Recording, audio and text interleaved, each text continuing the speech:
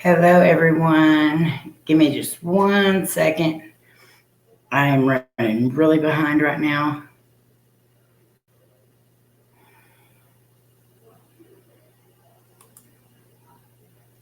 I've got to send out my link.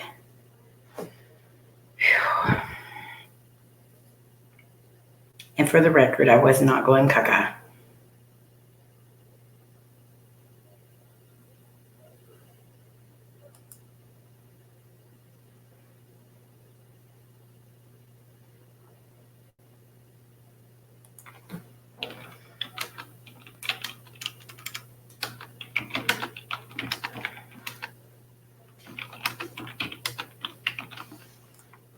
Oh my Lord, my keyboard's not even working.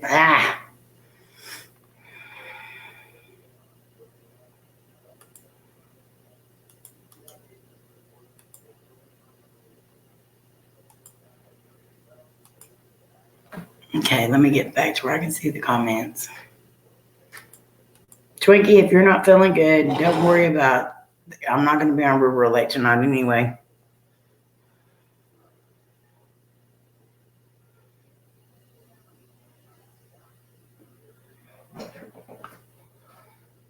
Hi, Sherry. Hi, Purple Rain. Hi, Chills. Hi, Rob. Hi, Genocide. Hi, Player. Hi, Jan. Hi, Steph. Hi, Shonda. Hey, James.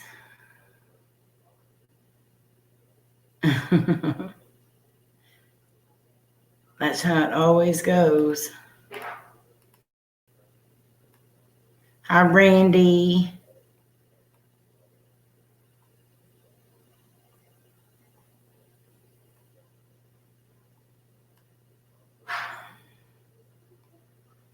Okay, I hope I said hi to everybody. If I didn't, just yell at me in the comments. Don't yell loud, though. Hello, Mariner, Bingo, Paranormal. Hi, True Hauntings. How is everyone tonight? I am running way behind. Hello? Hello. Can you hear me? Can you hear me now? How are you? Not feeling good. If you're sick, Twinkie, you don't need to be up here. You need to be getting some rest. I've been resting ever since I got home from work. I'm okay. I'm here for you. Well, I know you're here for me, but if you're sick, you don't need to be. Well, it's like I can't give it to all of y'all, so we'll be okay. No, I just don't want you feeling worse. Today we went to get pizza at our local pizza shop and we didn't have enough money. I went to leave. The manager came out, said, "Here, have a free one on us." I was like, "Wow, thank you." Oh, wow, Rob. That's awesome.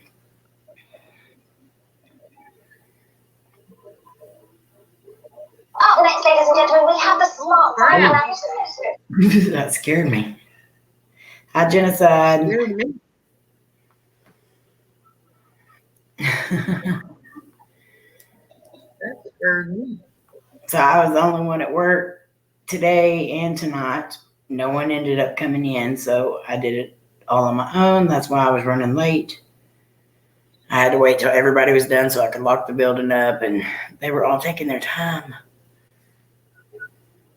I got a free pizza because the refrigeration went out again. Oh, Lord. At Armstrong's? Marketplace?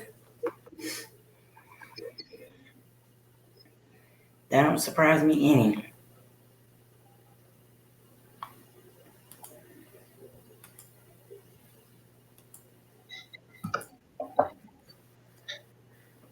I got way too much sun today. I was outside working and sweating. I can feel it. My sister-in-law got so sunburned.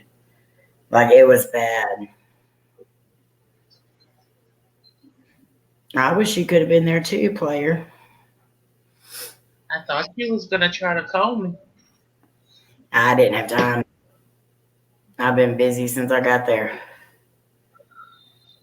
I didn't have time to do nothing. Cody come up there a couple of times and sat up there with me for a little bit, but I didn't get to visit with him or nothing because I was too busy. But I am off tomorrow finally. I have worked the last 20 days straight. And tomorrow is my first day off. Then I got to go back to work Monday, but at least I have tomorrow off, except for my grocery order. I have to do my grocery order, but that's okay. Hi, Jenny. At least I don't have to, work. So I'm not going to be out real late tonight because I am exhausted and I want to be able to get some sleep and rest because I'm sleeping all day tomorrow. You go, girl. I'm off tomorrow, too. I'm not doing nothing. And I need to turn my phone off because them notifications are going to start dinging. Okay. Oh. Good night, Randy. Sorry I was so late. I did, however, Cody and Lainey went and got my other desk and brought it to me so I could have my desk set up in here. I'll show it to y'all in a minute. I'm not nowhere near done with this room, but hi, Mary. Hey, Mary.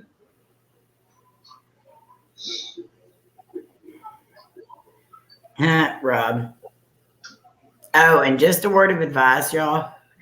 I don't know how many of you do it, but G Paul, I don't know if he's here or not, but he had told me that all the recommended videos on my Gertrude videos was coming up cartoons on the last one. So I checked into it, and it's because my nephews and my nieces, when they're over here, they watch YouTube on my channel and they watch cartoons. And so you need to make a separate account for when people just want to watch cartoons or something like that. Do not put it on your main account because that's all it'll recommend is cartoons. Plus, when they start that deal to where you're not going to be monetized if you're considered a family channel, that's going to play into it. So make sure that you use a separate channel for cartoons and all that. Hello, Donna Canner. How are you? You are fine, Mary. Mary, we love you. No You ain't got matter no what. reason to say. Yeah, I talked to her today. She is so sweet. Hi, Marnie. Hey, Morty.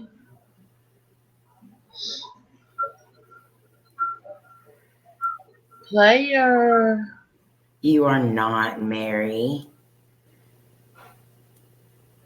You can see player or just in the one chat? Let me see if I can see her in the other one. Because it went back to doing that other deal again, player, where she couldn't see Corbin. Yep, only on that. Only That on I can see. that is so weird.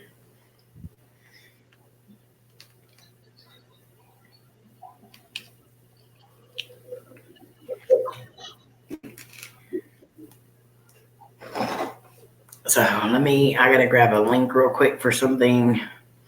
So I want to do this real quick. And everyone, today is my mama's birthday.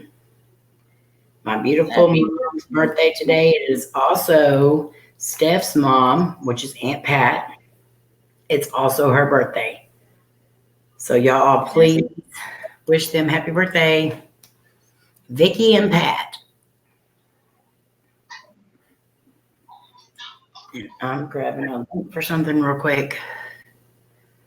I put it over on my page so I'd be able to grab it.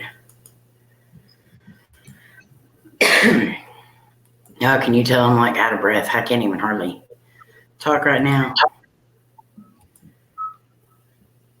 I was hauling.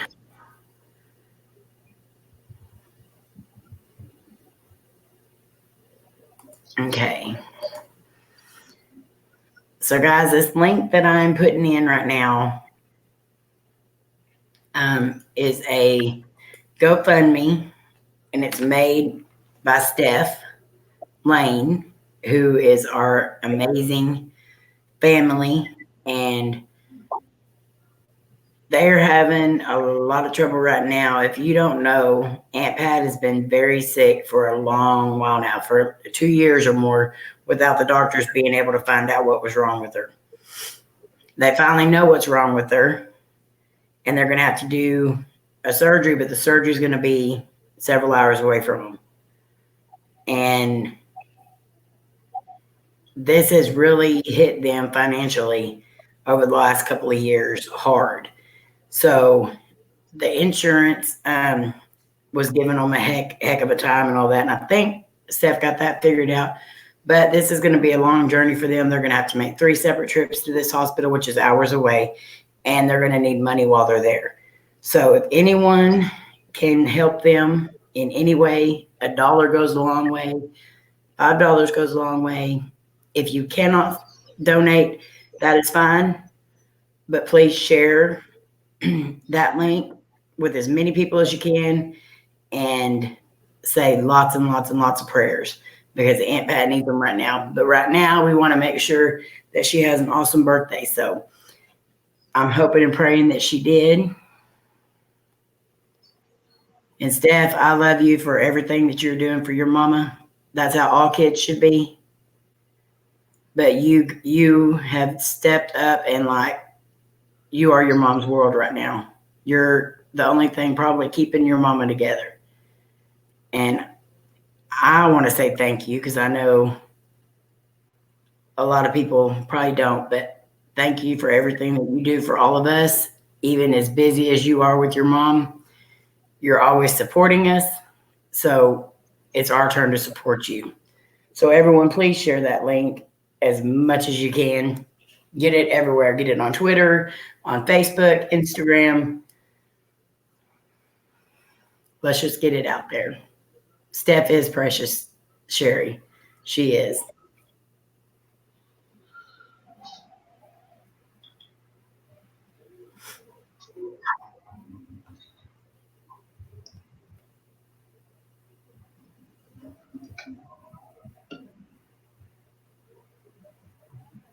Did Aunt Pat have a good day? Okay, good deal.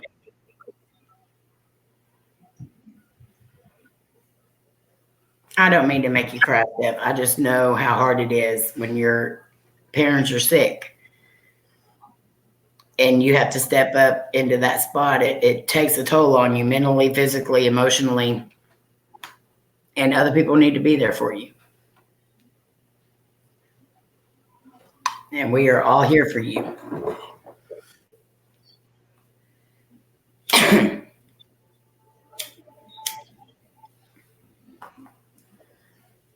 So I'm just going to kind of randomly post the link in here tonight and just share it as you will. We've also got a few things to talk about tonight. We're going to be talking about haunted Hollywood and some a lot of movie sets that were considered to be haunted or cursed. We're going to go over some of those. And please keep our player in your prayers as well. Player is, I'm not going to put it out there because that's not my place. But player needs lots and lots and lots of prayers, her and her family. And player, we couldn't do it without you either. You're such an amazing, amazing person. And we love you so much, and we are here for you. Thank you, guys. I love this community. I love how when somebody's hurting, everyone bands together, and that is an amazing thing. Because you don't even see that in families anymore, which is very sad.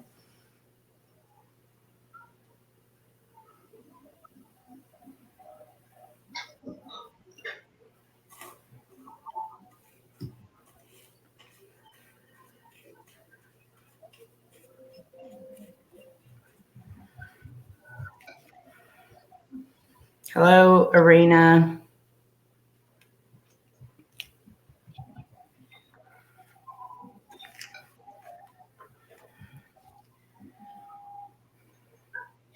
Only one person from the family called my mom today. Wow. I'm sorry for that, Steph.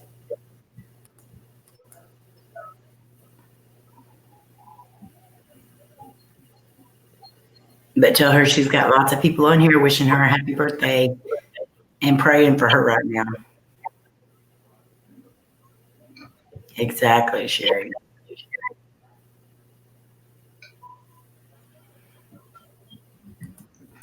Okay. Oh, Lord, the mine's right. And I look like crap, so.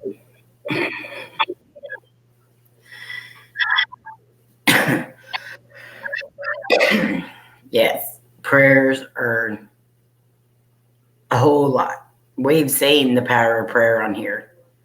And Her mom's going to be in Duke University. That's 45 minutes from my house. yeah, That is an awesome hospital.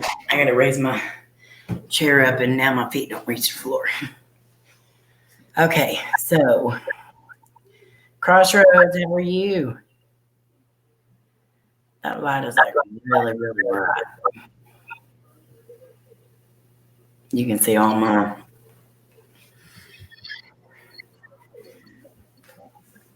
Okay. Let me make sure that's okay. In the next Gertrude video, everybody voted on where they wanted her to go, and she is going to a haunted amusement park. So that'll be up soon. That's good, Troy and Marnie. Y'all want to come up, Troy and Marnie?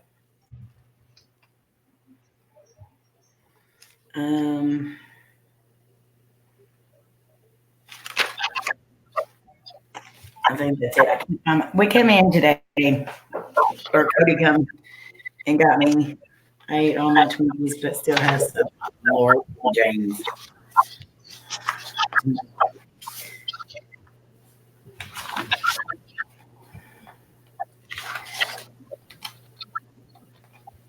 And I made some more prayer list. Yeah, I'm not done with it. You still have your chocolate covered Twinkie. That was so cute that you brought a Twinkie. Thank you, Purple Rain. I'm not done with it by any means at all. This is, oh, I need to move that to that. I hate that side by side deal. This is just part of it. But if y'all can see, I'll get out of here. Which way am I going? I need to go this way. My feet don't reach the floor, so hang on, bear with me. Okay. So I'm putting all my stickers up on the brick wall and stuff, and putting my paintings up so people can see the paintings and everything. I want it all up to where people can see it and not just kind of behind each other.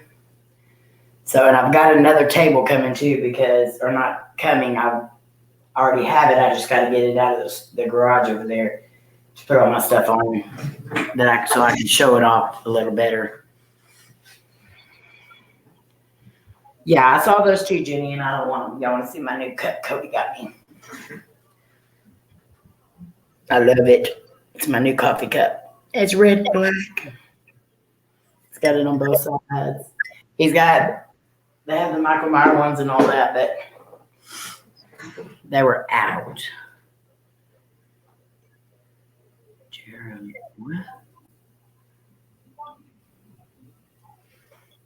Yeah, I bet you would, Sherry.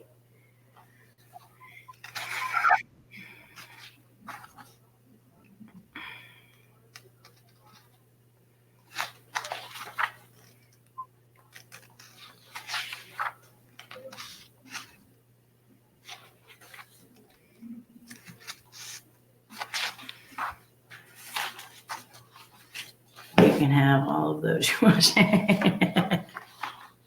Yeah, I definitely do not want to try those at all. I mean, I would, but I don't want to.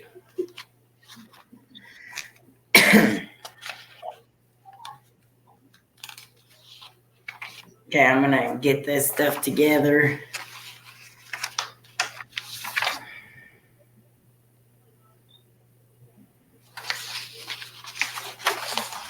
I've got a couple of deals already going for the month of October. We're going to be doing the horror movie trivia and all that kind of stuff again.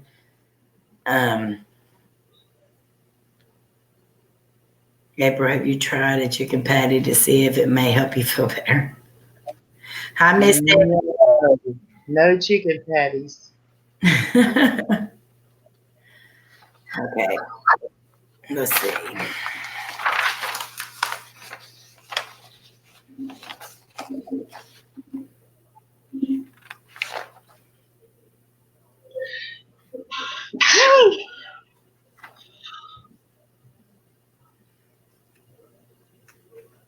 Excuse me.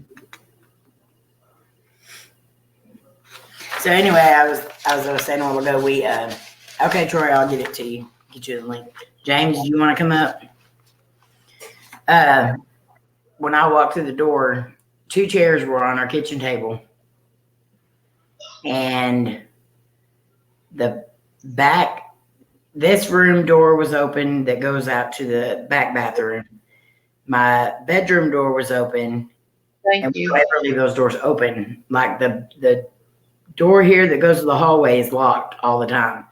We don't even use that door.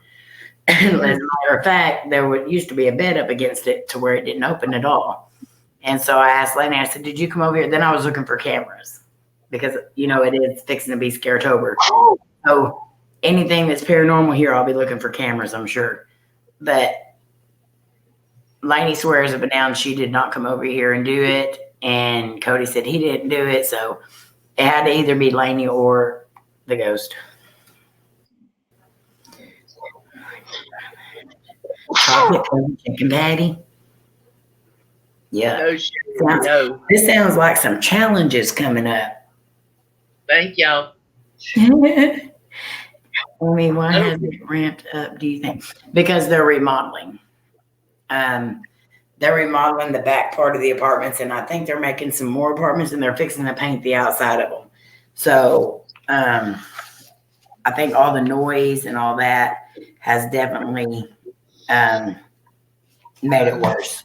Everybody's saying, bless you, bless you. Thank you, thank you, thank you. You did it, Rob. How sneaky of you. You would pass the chocolate chicken patty? More power to you, James. Oh, that's crazy, K-Dog. How are you tonight? How was your dad? I can imagine what I would pass with chocolate. That's okay, Jenny. We understand. She needs to be doing whatever she needs to be doing. Resting, whatever. She does not even need to be in here. Not that she can't be in here. Don't get me wrong. I'm not trying to say that. But like I'm trying to tell my Twinkie. I'm hard-headed just like you. I ain't hard-headed. Bull butter. Bull butter. Okay, why is my Twitter not coming up? I'm working on it, Troy, but my computer is being slow. Did James ever say if he wanted to come up? There it goes. Finally.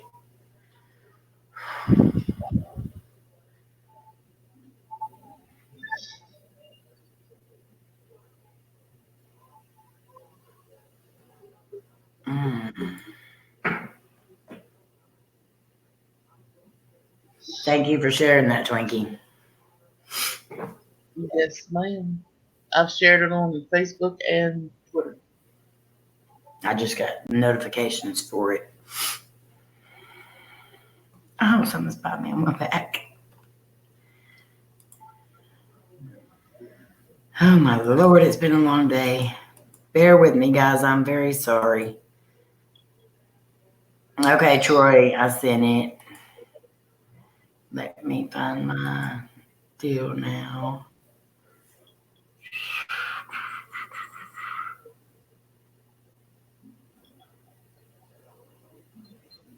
Okay, James. Rob, did you want to come up?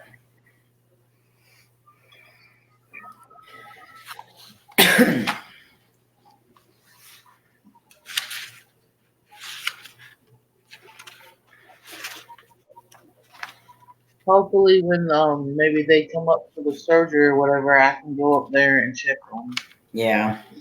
everybody.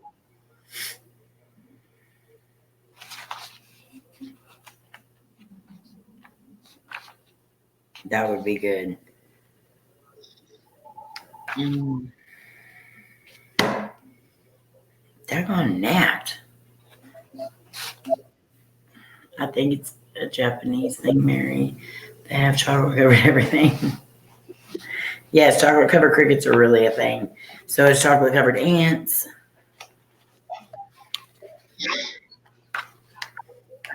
Twiggy's always thinking about them bugs. Yeah. Okay.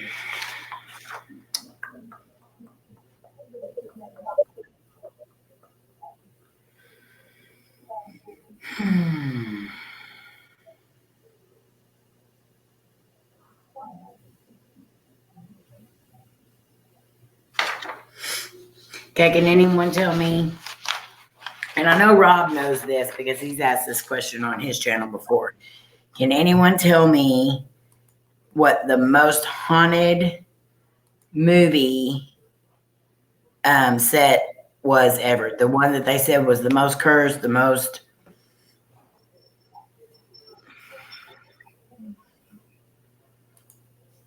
There is Crossroads. Hi, Troy and Marnie. Hey, Troy and Marnie. Hey, how's it going, guys? We're going good. Good.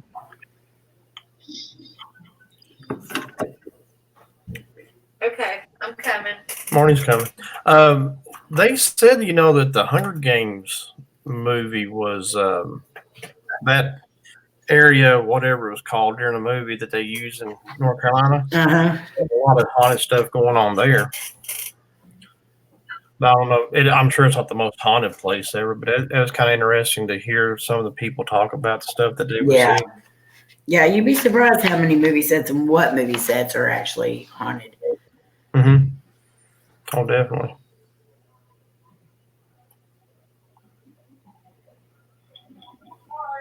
I see some right answers, or at least one. I know I'm not going to get it. What do you think it is, Twinkie? Lord, I don't know.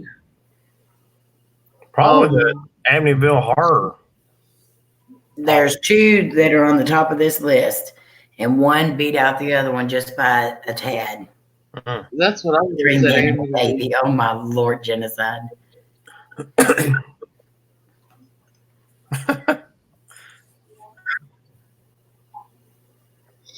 Ooh, Sherry. Chocolate gift clippings. I would know. The No. Shining.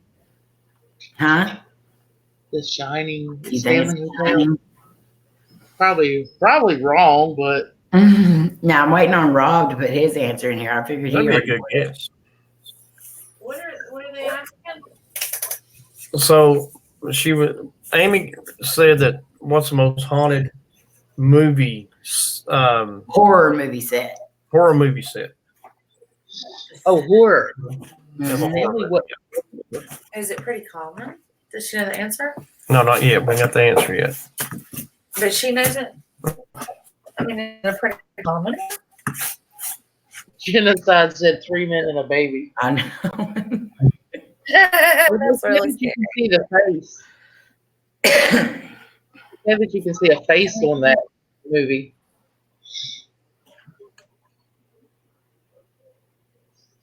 I see a lot of poltergeists, a lot of exorcists, a lot of the Ring, Amityville. I see several Amityvilles.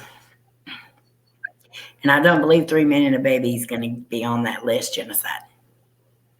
What is that? What is that show? The Charm?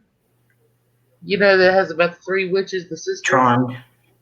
Yeah, they said that set is the set that they were doing there was There's a list of thousands of movie sets that were haunted. Like that, but you got to realize that a lot of these places use these horror sets or these sets over and over again. Like they'll just take all their stuff out and somebody else come in and put their stuff in. So if there's something there, it ain't going to leave with the movie. Nope. So the top 2 were The Exorcist and Poltergeist. The top See, answer was Exorcist. I hate that movie.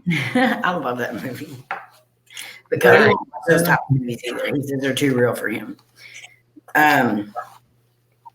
The Exorcist set, the house actually burnt down to the ground, and they had to completely rebuild the whole entire house, the set, and everything. Let's see.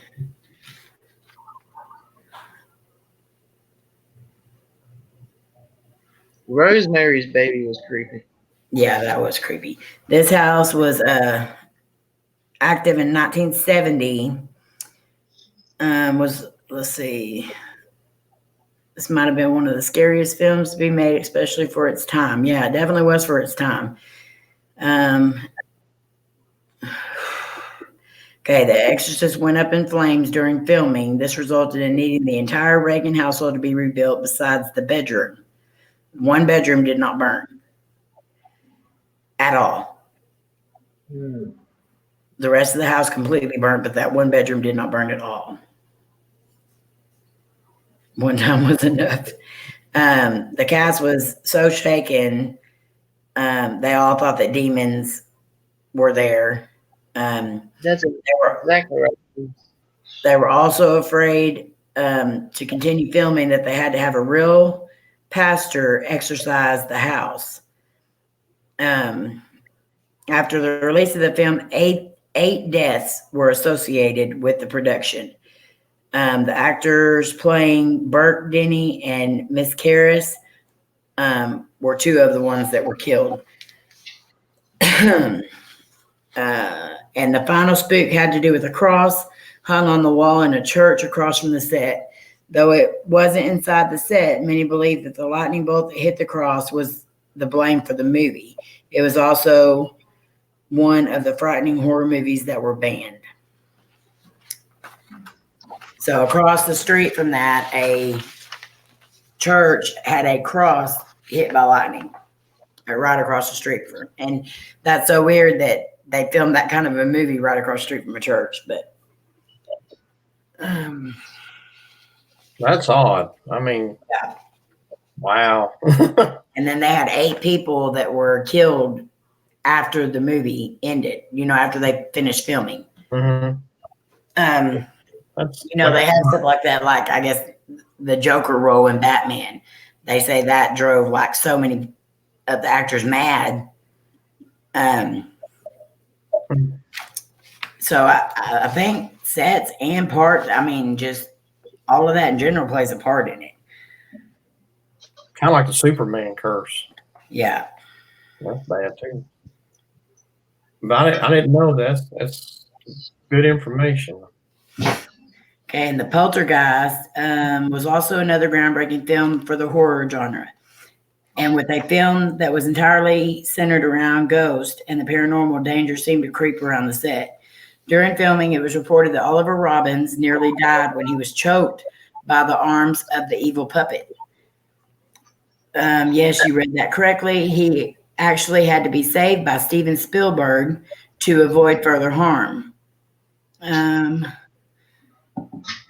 no further incidents were reported, 2 actresses died after the release of the film, which is incredibly eerie to think about. Heather O'Rourke, who played Carol, died only a few years after the release, while Dominique Dunn, who played Dana, was actually strangled by her ex-boyfriend.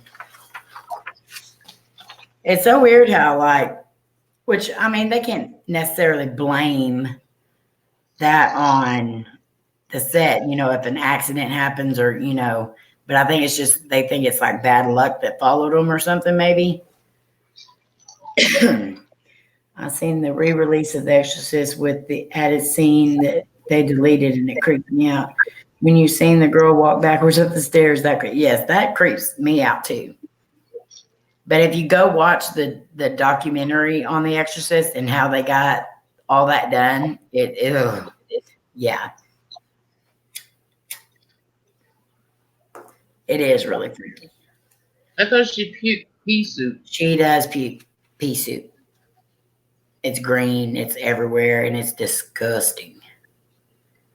They tempted fate with Poltergeist 2. They used real skeletons in that one scene. Oh, why? Okay. A more recent movie said, at least to me, it's a bit scarier to hear about its hauntings. As one of the scariest horror movie sets with real ghosts, The Conjuring was released only a few years ago in 2013. This list is kind of old, so not old, but The Conjuring is based on the real life haunting of the Perron family. Once you find out it's based on a true story, things get all too real. This is especially true for actress Vera Farmiga, who played Lorraine Warren. Nothing crazy happened at first, but she reported to feel very uneasy about taking the job and filming the movie altogether. When she returned home from the set, she refused to bring her script into her home, with the fear it would cast bad energy in her house. She did not want to know how it feels to live in a haunted residence. However, this didn't work. One night she opened her laptop and noticed 3 slashes across the screen with no explanation. But scariest of all, during filming, the real Perron family visited. While on the set, the crew noted that a strange gust of wind seemed to follow them wherever they went. After their day on set, Carolyn Perron even noted that she was pushed to the ground after returning home. She felt that something from the set had come home with her. Could you imagine working on a set and then having the family that this movie is supposed to be based on come to the set? Well, I read somewhere, I think, recently where somebody just bought that. I think it was that house, and they are reporting hauntings again. It's either that or the Amityville Horror House. One of the two sold recently. And I think it was Fox News that popped up and said something about how the family's experiencing all kinds of weird stuff Yeah. again. So that house. I heard the Conjuring house was going to be opening soon for tours and all that other stuff, so that may be it. Yeah, that probably was, and they're experiencing all kinds of stuff again. And I don't know how you get rid of that, because Ed and Lorraine, I mean, they weren't really exorcists or anything per se, but Lorraine's seen all kinds of weird stuff in that house. They were demonologists, but they knew when to call a priest. Mm-hmm. Yeah. They knew what to do to get somebody there. Right. Yeah. The next one is a movie that I didn't like at all. It was a good movie. Hi, Lori.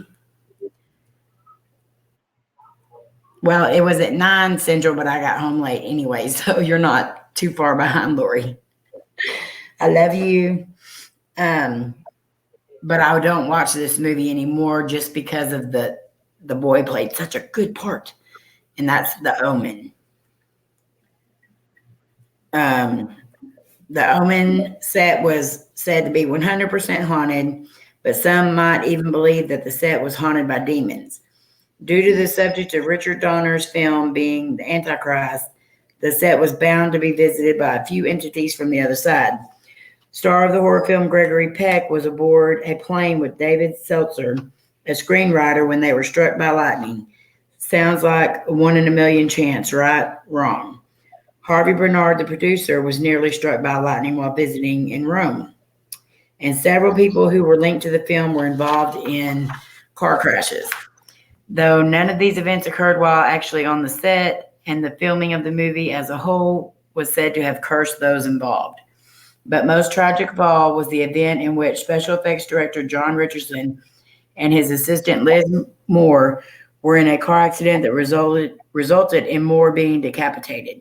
The eeriest part, this incident occurred on Friday the 13th and almost identically mirrors the movie's most violent scene. That's crazy.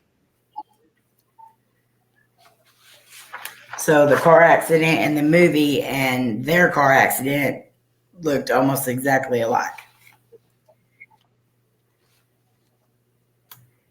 That is so weird. It's like a curse that runs with it. Mm-hmm. Or either that the spirits are traveling through the portals and going into these places to make Yeah. Lorraine passed away a little while back. It wasn't recent, Mhm. but yeah, they both have passed.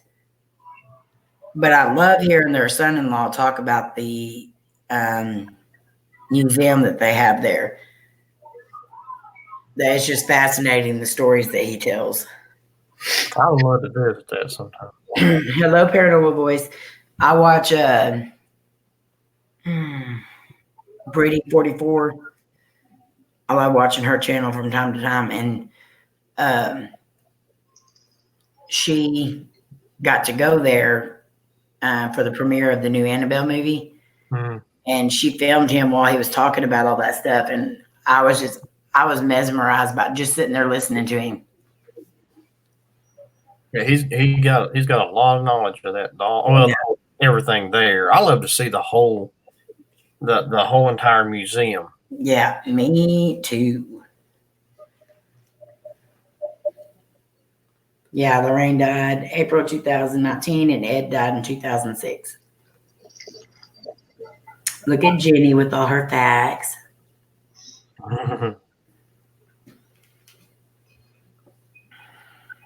Kind of like the Zach Bagging Museum. I'd like to see that too. We have one here.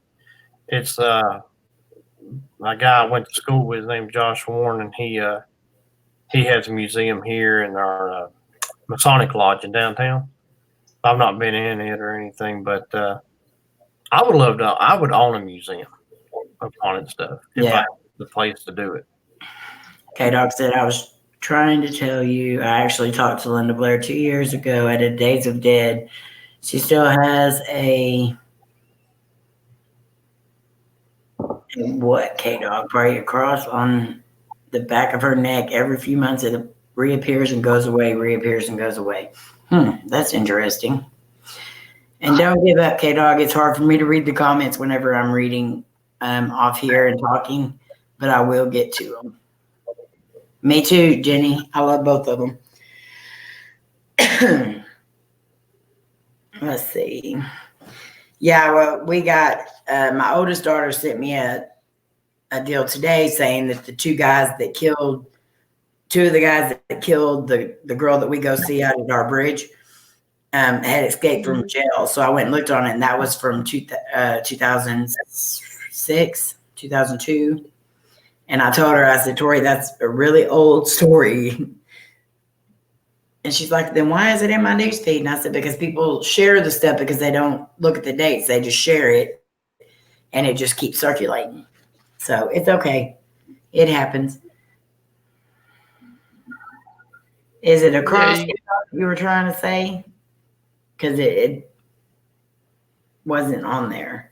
I'm thinking probably a cross. Thank you, player. Hi, country girl.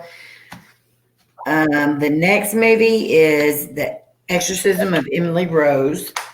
Was also among the horror sets with real ghosts. Though this film might not be as popular as the previous movies I've mentioned, this does not mean the ghosts were not as active on their sets. The movie portrays a debate on the potential reality of demonic possession as well as the existence of paranormal as a whole. However, we know which side the actors of the film would be on in this debate. Some evidence of the paranormal that occurred was television and radios turning off and on during the late hours of the night, specifically 3 a.m, which is said to be the devil hour. Jennifer Carpenter, who played Emily, specifically claimed that her radio would play the chorus of Pearl Jam's Alive at 3 each night. Well, that wasn't much, but so I guess they had just like electronics going off and stuff. Okay. They could play the Bee Gees Staying Alive. I don't know. Yeah. That'd be interesting. Yeah. You hate that movie, Purple Rain? I've seen it, but I don't remember it. So I must not have liked it that well.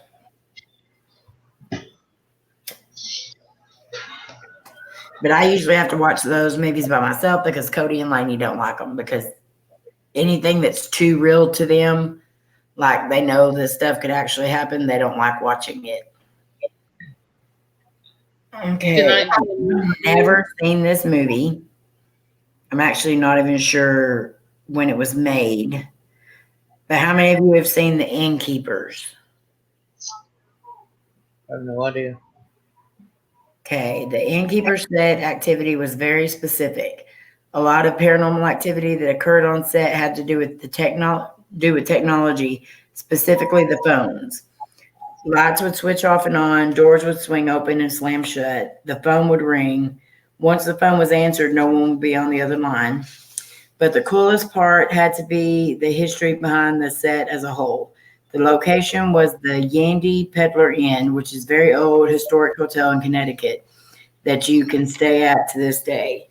However, on the outside, it might seem quaint and quirky. The stories that fill the walls of the hotel are chilling, filled with ghosts. I wouldn't check in for the night if I didn't want to share my room with some unwanted guests. So they actually did film a movie inside a haunted hotel. What'd they do? Well, Go away. Hi, The Corbin. camera wasn't on. No, it wasn't. Nice try. It's not scared over yet. But it did scare you. Hi, Kate. I still would have liked to see you jump.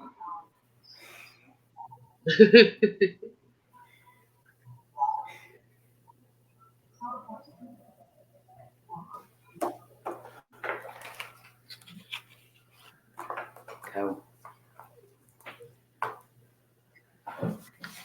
Okay.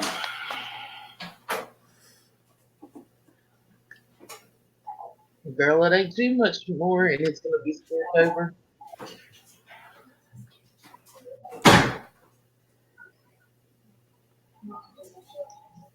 It's all right. She knows I'll pay her back now. Lightning scared you, Purple Rain. I'm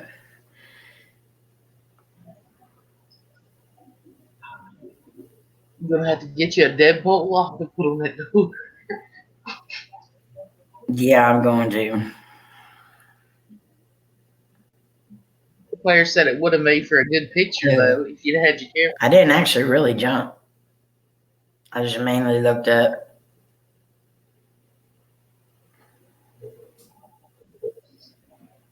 We hear so many noises here, it's unreal anyway, so we kind of doesn't really faze us that much anymore. Sometimes it does.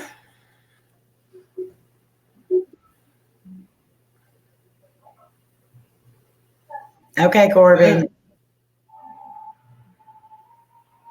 KK dog. Y'all go lurk. If you have ever heard the story of Annabelle's set, buckle up.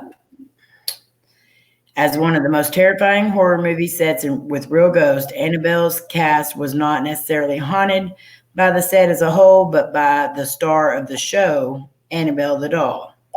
Though some cast members attested the weird occurrences to the doll's behaviors, others might just believe that the workings of a demon was amongst the set. Some incidences included chairs moving, plates flying off the racks, and unknown fingerprints appearing. Director Leonetti tells his story of working on the set with the doll. The first was when we were prepping. We went into the apartment where we were shooting, and in the transient window above the living room window, it was a full moon, and there were 3 fingers drawn through the dust along the window. And our demon has 3 fingers and 3 talons. They were being backlit by the moon. Another more recent, oh no, that's all it has on Annabelle? What? Hey, They're not Dad, done. So yes, there may be a lot more coming. Yeah. That's all they had for Annabelle. Wow. That's crazy. I figured there'd be a whole lot more. The original Raggedy Ann doll was made right here, about 20 minutes from where I live. That's awesome. Lainey will not even let me buy a Raggedy Ann doll. I want an Annabelle for here. I keep telling her it's not Annabelle. It's just a doll that resembles Annabelle. So I guess I'll just have to keep it here in my office area and just not let her see it.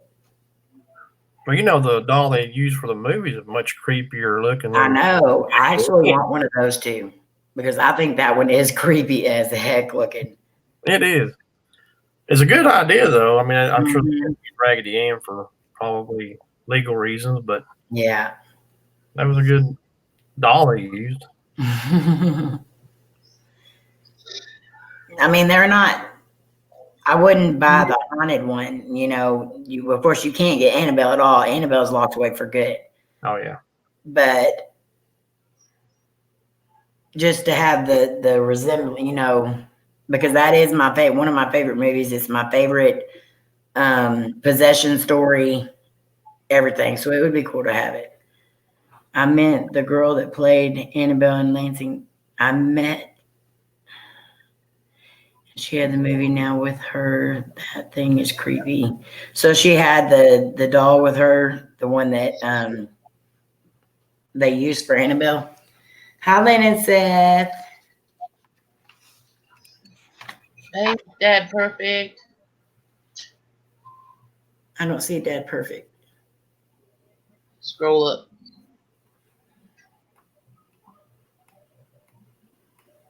There you are. Hi, Dad Perfect.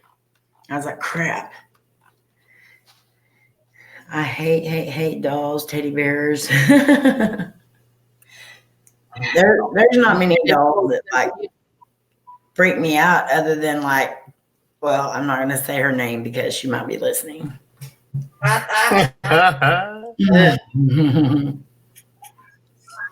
Jane, I love you. Okay. Another more recent movie that had a haunted set was The Possession, which released in 2012. Inspired by real events, the film featured a debug box. I never can say that word right. Debug box, which is a wine cabinet that was allegedly possessed by an evil spirit. Starring Jeffrey Dean Morgan, before filming the movie, he called himself a skeptic. However, while filming, he admitted to a few scary and unexplainable things happening. Even if they were small occurrences, cast members reported light bulbs exploding, cold breezes, and just an overall creepy vibe on the set. The most incredible thing that happened was a storage facility burning literally to the ground, which destroyed the titular box. Another set that burnt to the ground. Oh, and here's yours, Twinkie. On this list, last but not least, among the horror movie sets with real ghosts is Rosemary's Baby. Though the haunting and unusual behavior did not begin happening until after the cast and crew had left the set, it is believed that the filming of this movie had a lot to do with the occurrences. The most horrific incident that happened involving the movie was the murder of the director's pregnant wife. Wow. This murder was one that we are sure you're familiar to. Roman Polanski's wife, Sharon Tate, was murdered by the Manson family along with 3 friends. Mm-hmm. I did not know. Oh, you didn't know that was the producer's wife? I didn't know that. Another occurrence happened to producer William Castle. He received threatening letters following the film's release, which involved much name-calling and a prediction of illness. Surprisingly, Castle later suffered from debilitating health, in which he later attested to the film being cursed. During an emergency room visit, he screamed, "Rosemary, for God's sakes, drop the knife." He also later said the story of Rosemary's Baby was happening in life. Witches, all of them, are casting their spells, and I was becoming one of the principal players. Wow. No, I really did not know that Sharon Tate was his wife. Mm-hmm. I know who Sharon Tate is. Like, that name is like, but I did not know that she was married to the director of Rosemary's Baby.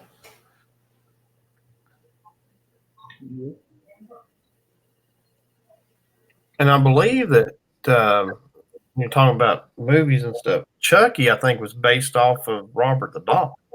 Mm-hmm. I don't know if there's anything about Chucky or that, but that doll's pretty haunted. Yeah, Chucky was definitely one of the ones that scared me. And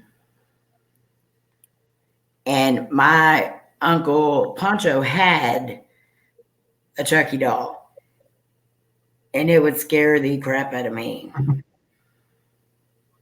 My brother had one. Didn't care for Chucky. If I ever find one, I'll buy you one, Troy. I don't want one. I'm good. Mary's James gotta have a partner. Well, I would take a Robert the Doll maybe, but I don't know about Chucky.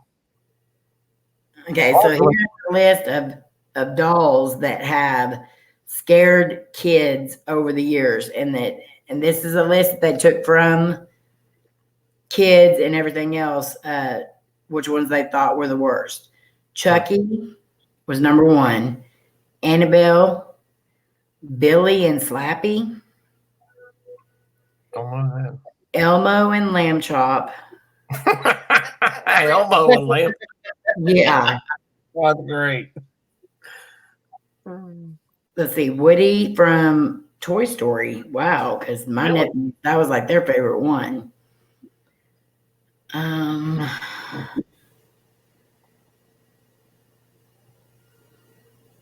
Geppetto? What? That's a Oh, no. It was saying that Annabelle's mug is one only a craftsman like Geppetto could love. Oh, The Raggedy Ann doll. So the Annabelle doll that they used for the movie and the Raggedy Ann doll that was supposed to be possessed by Annabelle. Let's see.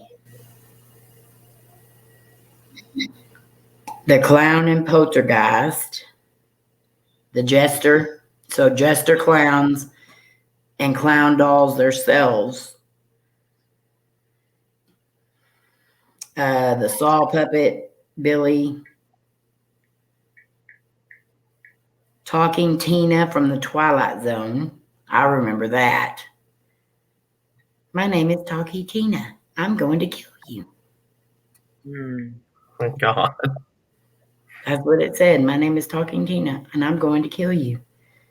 That was- Billy from Dead Silence.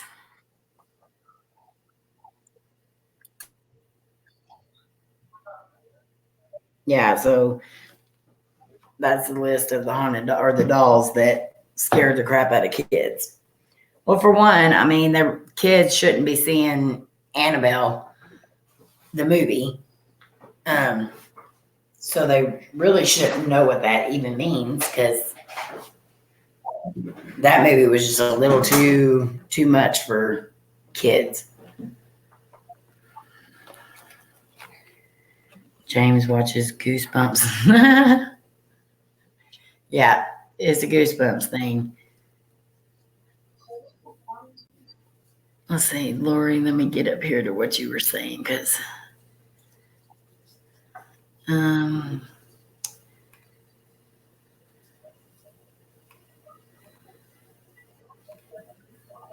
missing a lot of comments reading.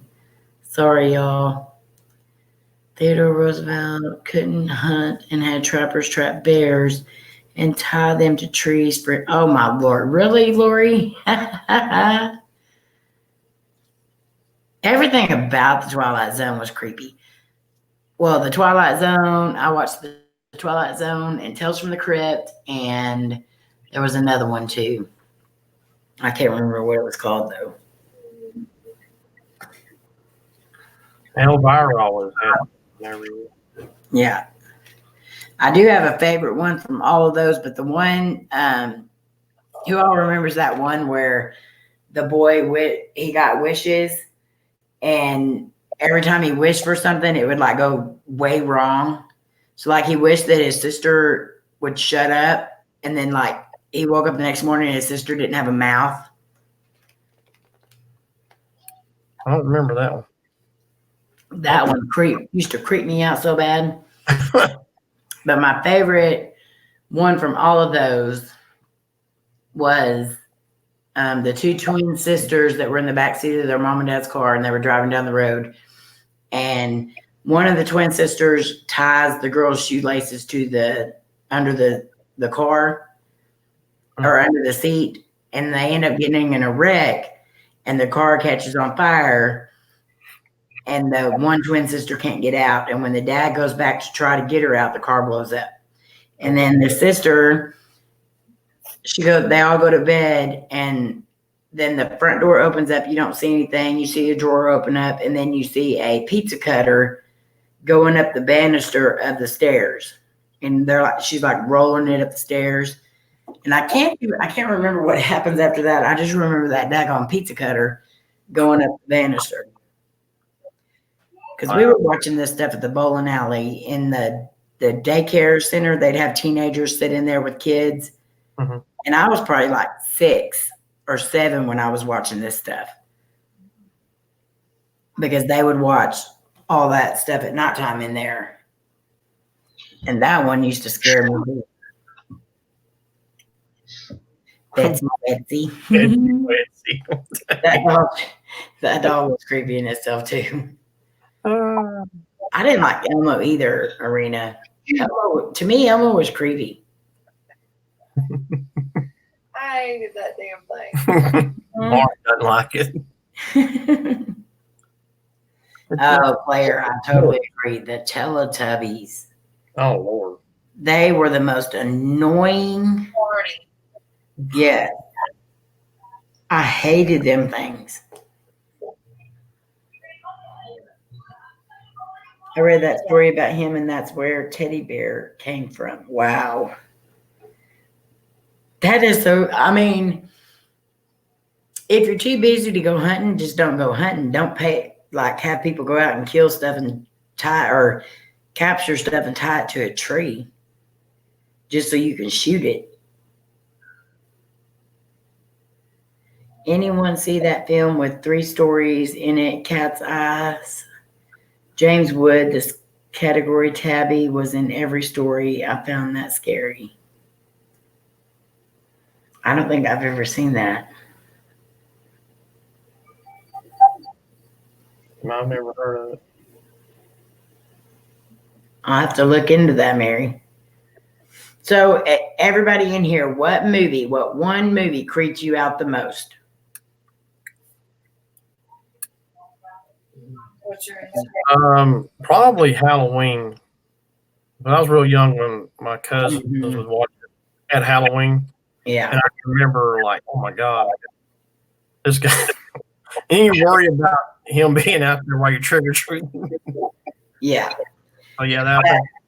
Halloween has always been me and my husband's favorite movie, for especially Halloween. We do Halloween marathons in October.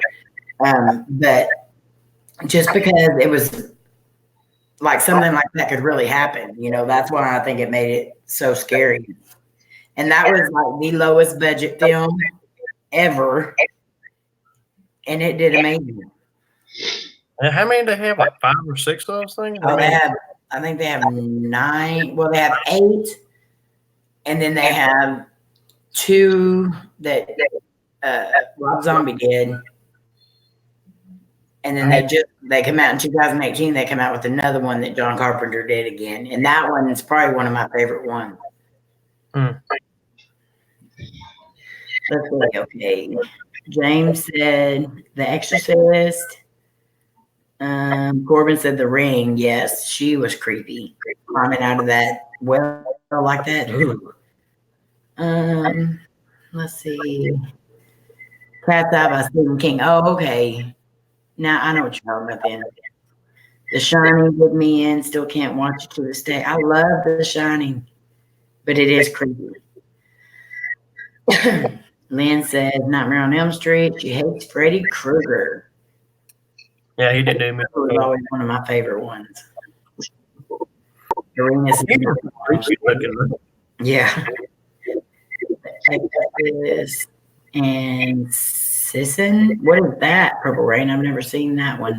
SICCI. Don't be afraid of the dark, Mary. I got Freddie Cooper sitting here behind me. Yep. Freddie is definitely one of my favorites. Michael's one of my favorites. And so is Jason. To me, The Ring was dumb. Just saying. To anyone that doesn't watch scary movies and stuff, though, The Ring would definitely have done them in because I watched that. that girl was creepy as crap. You what? I watched that. I just didn't. I didn't care for Rosemary's Baby. That's the one I didn't watch. You watch The Ring, you can watch scary movies. I hear you. We'll have a scary movie marathon, Twinkie. Put a little makeup on that girl from The Ring. She might be cute. I find now where I like more real life type haunted. Yeah. I do like a made up, Halloween or Friday the 13th. But Yeah. I like to see what people have actually gone through. It's not what some people thought up in their head. But yeah, those movies like Halloween and stuff are pretty scary. Back when I was a kid. Yeah. It was scary. The makeup on the girl was good. Yeah, the makeup was good.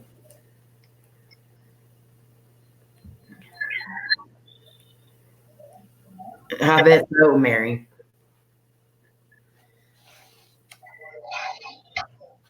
So I think what movie scared me the most?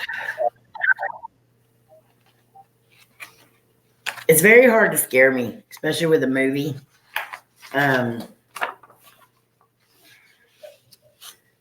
Let's see.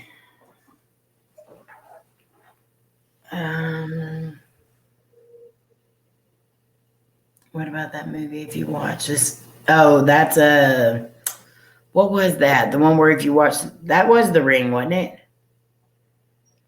Where you watch the tape, that was The Ring. Yeah. The Ring 2 had a bunch of jump scares. Like, it didn't like scare me, but like when especially when all them deer and crap came out like that, like what the heck? The Nun is very good. If you have not seen it, I highly recommend it, especially if you want to jump. The Nun was so good. I was worried that it was going to be cheesy as crap, but it was actually pretty good. Hello, girl. Love you. Yeah, I love the Conjuring stuff. I ain't got to see the Nun yet. The Conjuring is probably one of my favorite. And honestly, I would say that The Conjuring 1 got me more than any movie in a long time. Oh, and Insidious. Insidious did too. Oh, I hadn't seen that either. Oh, Insidious has got definitely a lot of jump scares too. I just like that they're at least loosely based on a true story. Mm-hmm. The Conjuring was about the Perrin family,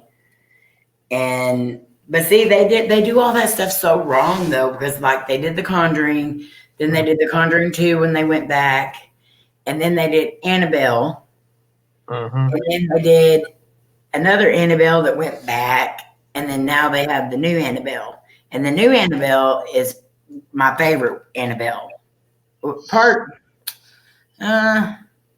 Part 2 was pretty good where they went back, but the new Annabelle is definitely my favorite right now. Yeah, it's all in different sequences because I mean it then jumps way back to the Nun, which is what. Yeah, exactly. And the Nun went behind all of it. Like they should have started there and then worked their way up. But it's The Conjuring 2 where Lorraine sees the Nun for the first time. Yeah. I haven't seen that one yet, but I've seen the preview to that. And it does. But once you get the whole entire series, it all makes sense. But yeah, it does, because at the end of the Nun, and I'm not going to give nothing away, but at the end of the Nun, you're saying, "What the crap?" And it kind of like every single one of the movies goes boom, boom, boom, boom, boom, boom. Well, and it all connects. In the first Conjuring, where the exorcisms going on. Isn't that in the second Conjuring? Yes, that's it. The movie thing. It goes back to why she has so much trouble doing that exorcism. Mm-hmm. And the nun had something to do with that. Yeah. You don't like a whole lot of blood and gore, Lori? Me either, unless it's like, I mean, I can do blood and I can do gore, but some of it is just ridiculous. Like Cabin in the Woods and Cabin in the Woods Part 2, I would just burn those. That was Mary disgusting. Mary said, "Oh, what about the film The Box? If you touch the button, you get $1 million, but something dies." That, yeah, I agree, James. I think that is a Twilight Zone. Off the Twilight Zone. Not from there, but based on it. Mary the Box, and another one called Something Quiet, Something Are Amazing. Pumpkinhead 1 through 4. I liked Pumpkinhead 1 to an extent, but the rest of them, they didn't make sense to me. I mean, they made sense. It's a Pumpkinhead, but The Sixth Sense was definitely one of them movies that the end of it was like, what? What's that other movie that everybody's Leprechaun? The Leprechaun. Mm. You know what? The Leprechaun used to kind of bother me, but then I went back and I watched one. The first one had Jennifer Aniston in it, and I thought, well, I'm going to go back and watch it. And oh my Lord, that was the cheesiest daggone movie I've ever seen in my life. Back then when you're younger, It was scary. And also, what is it? Pinhead. I went back and watched those. And I'm like, what? What was I scared of? Jeepers Creepers. I like part 2. That's got all of those. Jeepers Creepers Part 2. And me and Cody, we do Scaretober every year, but me and Cody took the kids out to the country. Well, they were teenagers. We took them out to the country, back roading, and we saw a bus broke down in a field. And so we acted like the car broke down. And then I told Cody, I said, oh crap. I said, well, I don't want to break down here. This is where they filmed Jeepers Creepers. And I was like, isn't that based on a true story? We were really like hamming it up for them. And they really believed that we were on the Jeepers Creepers set and that our car broke down. That's just so They were wrong. mad. That'd have been hilarious. Yeah. Going into my family's cemetery, there's an old broke down school bus sitting there, and you have to go past it, right beside it, to get up to the graveyard. Casey's like, I think of Jeepers Creepers every time I see it. Jeepers Creepers definitely has that because it kind of takes you back to like not really the dinosaur age or anything, but like, can that stuff like really exist? I know a man walking around with big old huge wings and stuff is probably not going to be realistic, but a creature that looks like that could be like, I don't know. That's why that always bothered me. Jeepers Creepers was based on true events that happened here. There's a real story about it, about this place. That's about an hour. Why ain't you doing a video on that, Rob? The only reason I rewatched it, and yes, it is true. I knew you would watch it because of that, James. You love you some Jennifer Aniston. I do too. I love her actress.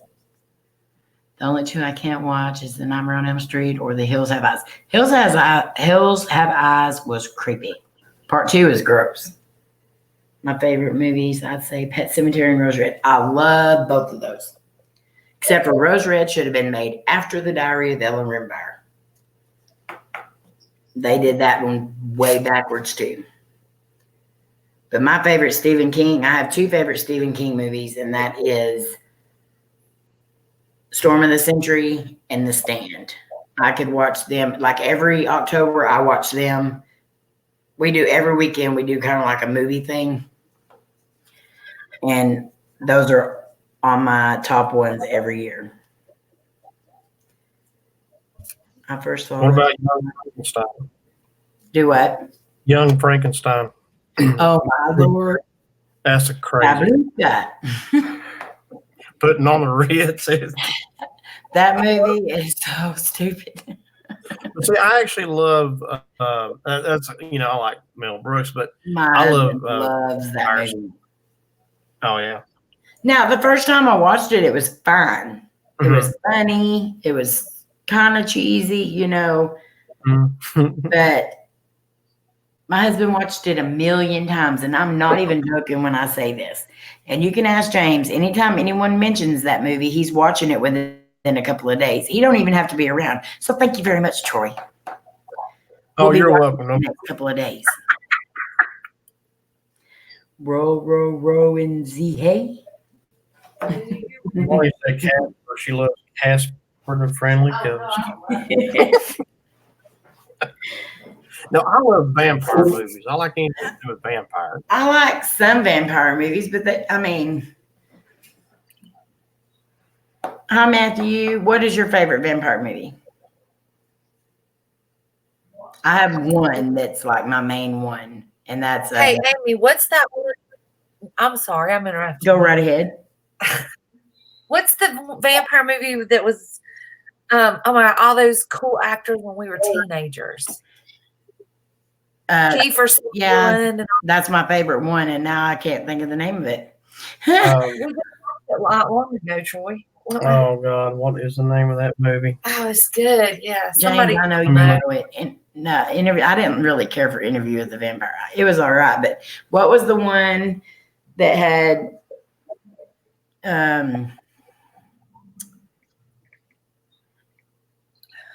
what is that?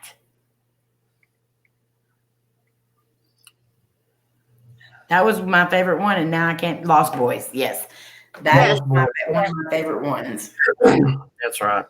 That's a good movie. Yeah, I like anything to do with vampires. They've always intrigued me. Maybe I'll do something this Halloween type vampire stuff, but that'd be cool. I love it. Let's see, I love it. The Lost Boys, and then there was one more that I liked. What was it?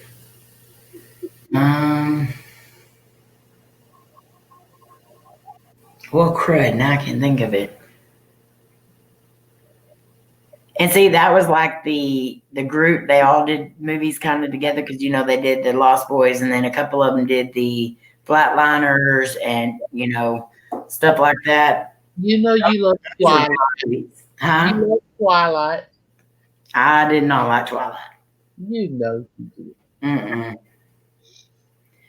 Twilight was not. I did watch every single one of them only because we had to take our girls to see them.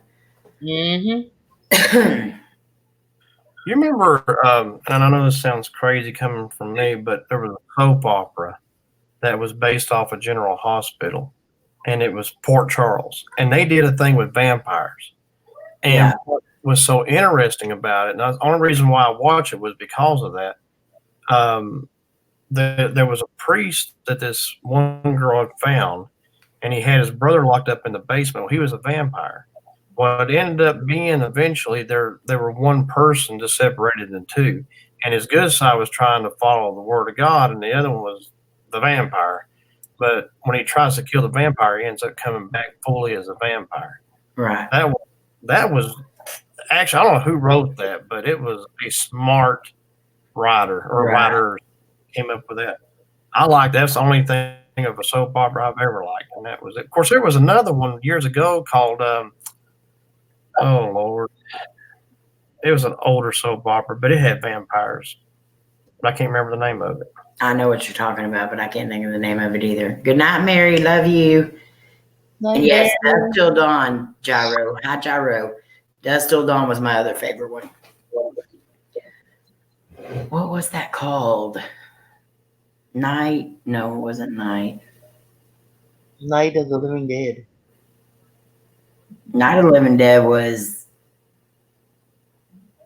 the very first zombie movie, but my favorite zombie movie was Dawn of the Dead. It was Dark Shadows, the name of the Dark Shadows, yeah, show. that's what I was. That. Mm-hmm. Mhm. Yeah. And then you had Tales from the Crypt. I love Tales from the Crypt, that daggone skeleton guy and his laugh. Oh my Lord. And what was the other guy that did all the Alfred Hitchcock. Yeah.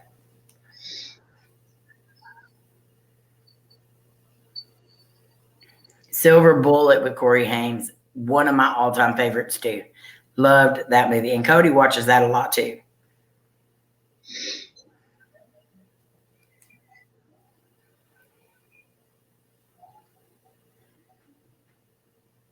Always whenever I would watch a scary movie or something, I'd always end up hollering at the television, telling people, "No, don't go." Yeah, and we do that too. And Cody will be like, you know why they did that? And then the girls will be like, why? And it's like, because it's in the script.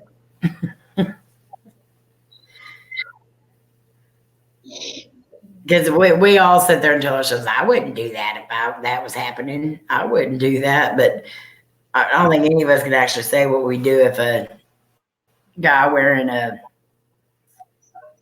mask from Star Trek was chasing you around with a 12-inch butcher knife. Laura said, "Twilight is not vampires; those are fairies." Lori. They sparkle. That's what Danny from Jason Bones Inspectors, he gets into it all the time with one of the girls in his chat because she talks about them being real vampires. And he says, vampires do not have glitter on them. They do not sparkle.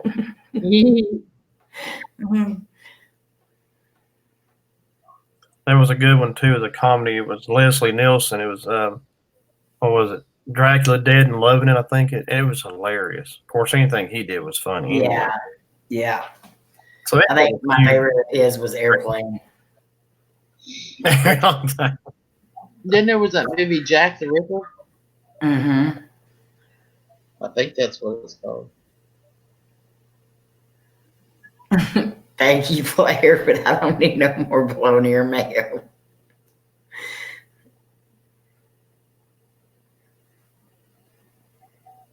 And why does a dumb blonde almost always manage to live at least halfway through the movie? Because they need a pretty person to keep the male audience, keep their attention.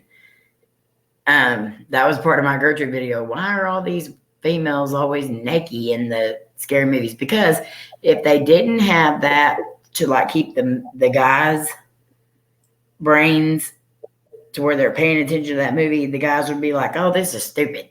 I ain't watching this. Boobs. Okay, we're staying. Basically is all it is. Wasn't there a movie called Hellraisers? Yes, Hellraisers. That is like yeah.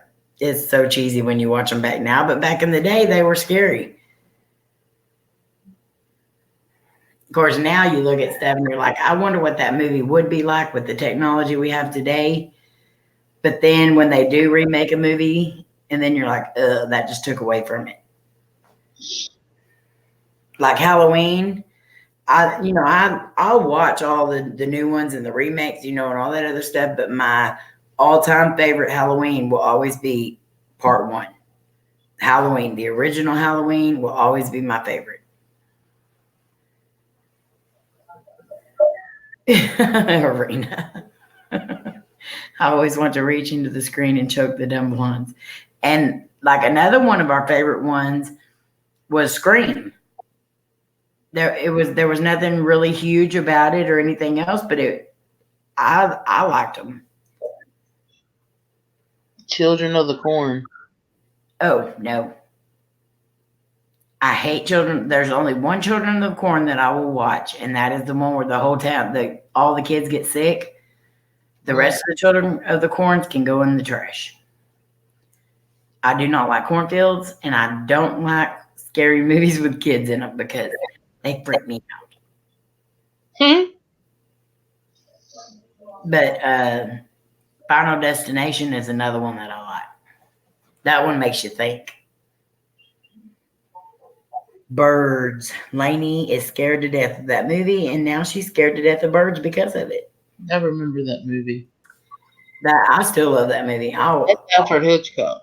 Yeah, I will still watch that to this day. Birds is probably one of the better ones. Scream showed us that in a paranormal situation, the only who survives are the virgins. That is hilarious.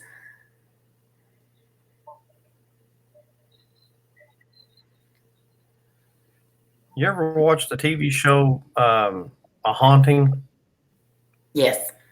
I'll say that. I know sometimes they're a little far fetched, possibly, but that makes you think about your house sometimes. I mean, Yeah. I know you guys understand, but people who don't understand and think it's just made up stuff, and it probably Yeah. hurts them after a while. And you know, a lot of that stuff does seem far fetched, but with some of the stuff that we have seen and that we have actually watched happen, and stuff, none of that to me seems far fetched anymore. Mm-hmm. Is that the guy with the narrator? He's got the deep voice. the deep voice. Mhm. Yeah. I Yes, used to love Amityville Horror was But very then they got good, the the original. same ones over and over and over again. I was like, hey, go. Puppet Master, that's a good one. Haunting in Connecticut. All of those movies like that I really did like. Most of the haunting movies, like what was that one where they had to come stay in the house, the big mansion, and if they stayed the whole night, they got so much money. What was that one? That was Haunting. I cannot remember what that, but that one was another one of my favorites. Rose Red and 13 Ghosts. All three of those I watched a lot of a while back because I just like the way they are. But I can't remember what the name of it is. But 13 Ghosts was one of my favorite ones. Mm-hmm. And I've watched that one too. See, you can watch scary movies, Twinkie. Yeah, I hear you. I'd rather chase a ghost.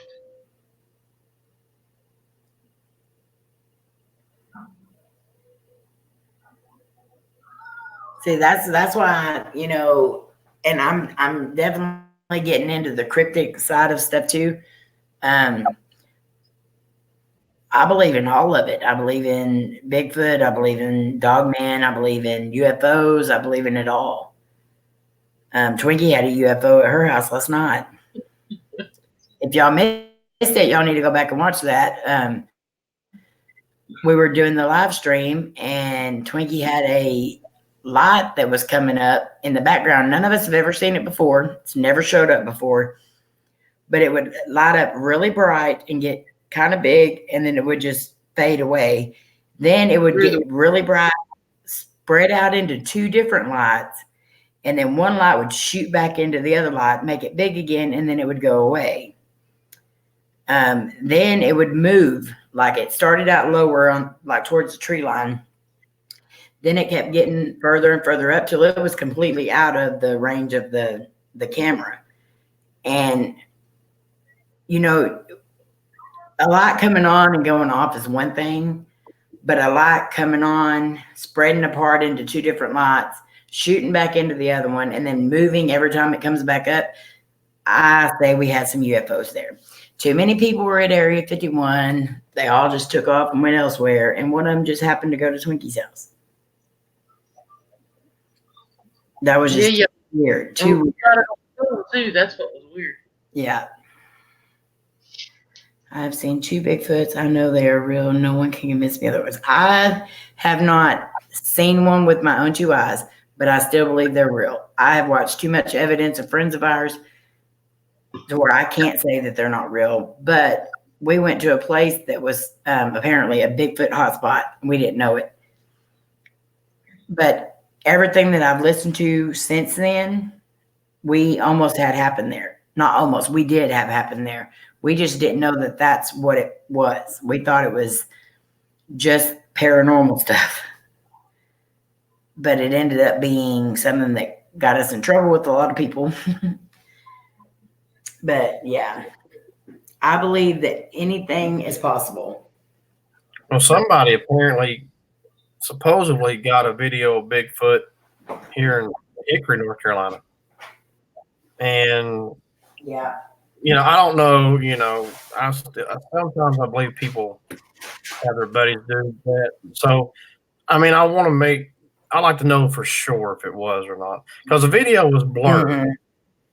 And then he went up and saw the tracks. No, he didn't really get a good picture of the tracks in the video. It just kind of like something had sunk in some, but it was so close to the feet, you couldn't really make out if it was actual Right. or just something in there. So maybe, maybe not. I don't know.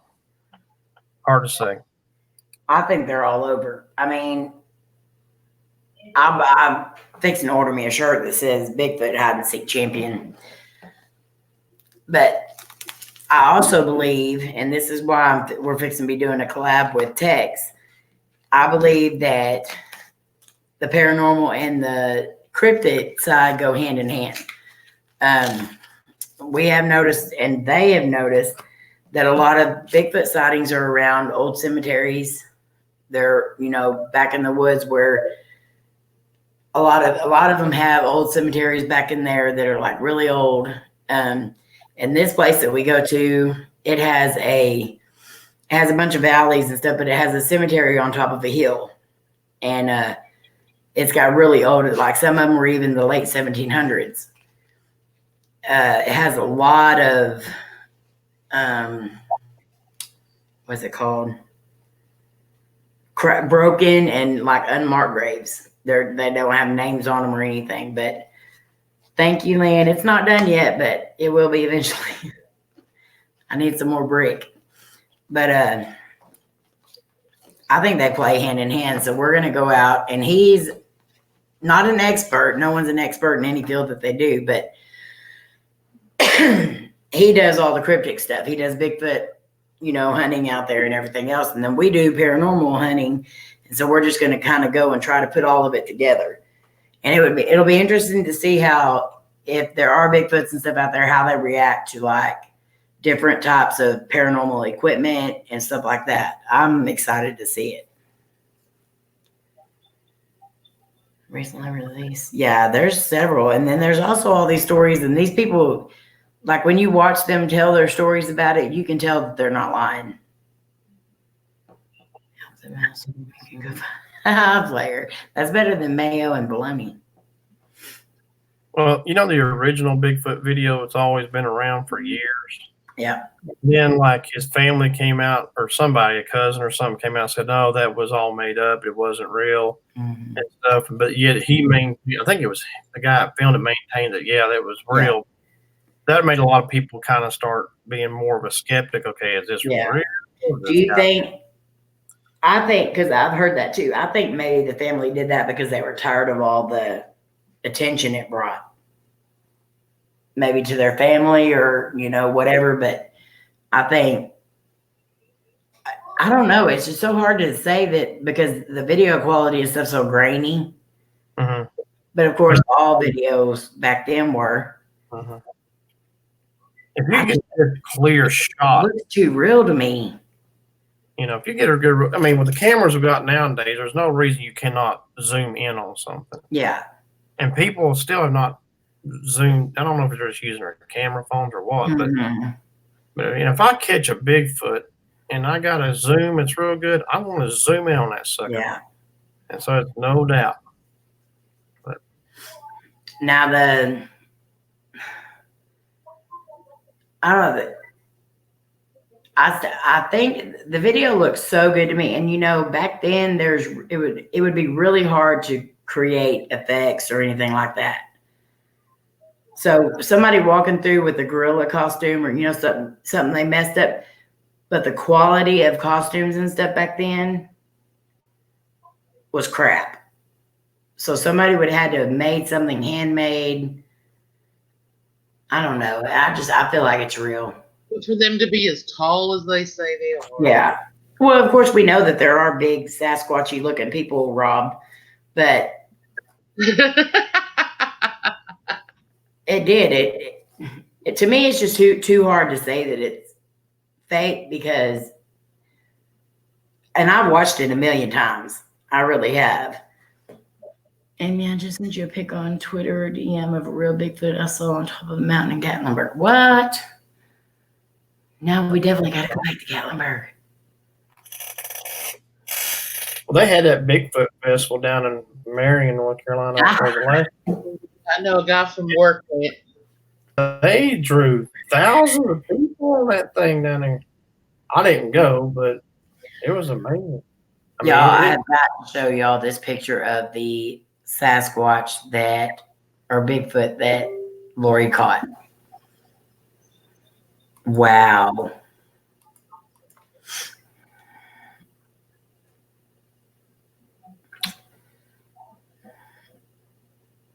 Now it's loading. It's not going to let me show you. Open. There it goes. Look at this Bigfoot that she captured. I was so excited to see a picture of a Bigfoot that was captured. I was like, oh. I knew it had to be something with Lori. Who is that painter that always has like the long drawn out noses and all that? That looks like it would have been done by that person. Hi, Krista. I agree, Arena. I don't think that it's fake, but there's so many people even to this day with as much proof has been put before them that still say everything is fake. We get it all the time. I love watching that show. What would be about? Yeah. I mean, if that's what you want to believe, that's fine. But I don't see how with the evidence that's put before people nowadays that they can deny this stuff so easily. Well, if you have to admit to it, you have to believe it. Exactly. Too scared to believe, or they're like, "Oh my God, there is a ghost in my home or something." Mm-hmm. I'm going to have to deal with this. I just want to pretend like it's not real. Very true.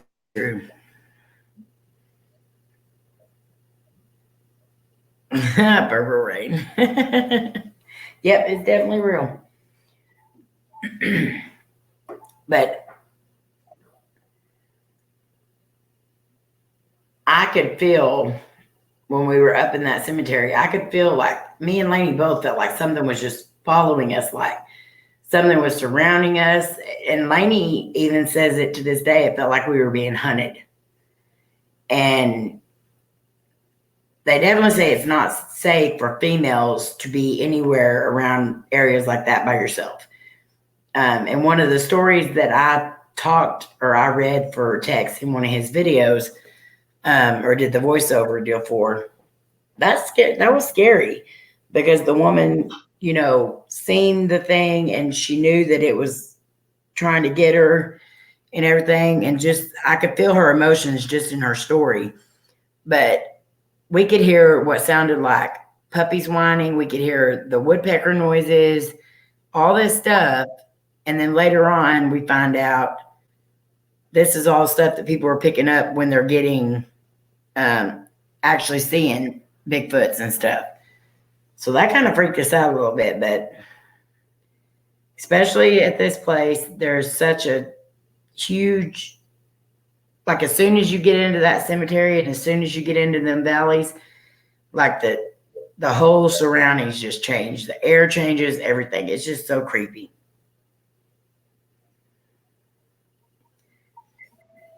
It was all alone on top of a mountain by an old gravel road, off the gravel road I was on. All you see is clouds behind him way up in the mountain. Oh, that's cool.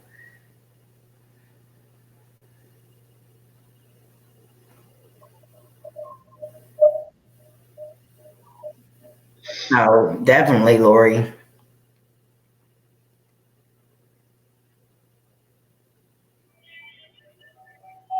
You said that there's one in Hickory, North Carolina. I ain't 20 minutes from there. Yeah, somebody got it on video. I think it was like our local news station or somebody put it up. If I can find it, I'll send it on Twitter here in a second. But if you want to hear somebody talk about Bigfoot Arena, you need to go check out Trinity Paracryptic Research. His name is Tex, and I could sit and listen to him talk for hours and hours just on Bigfoot. And he knows just about everything, not everything there is to know. Like I said, I will never say there's an expert in any field like this, but he knows just about as much as he can know. I mean, he is very educated when it comes to Bigfoot.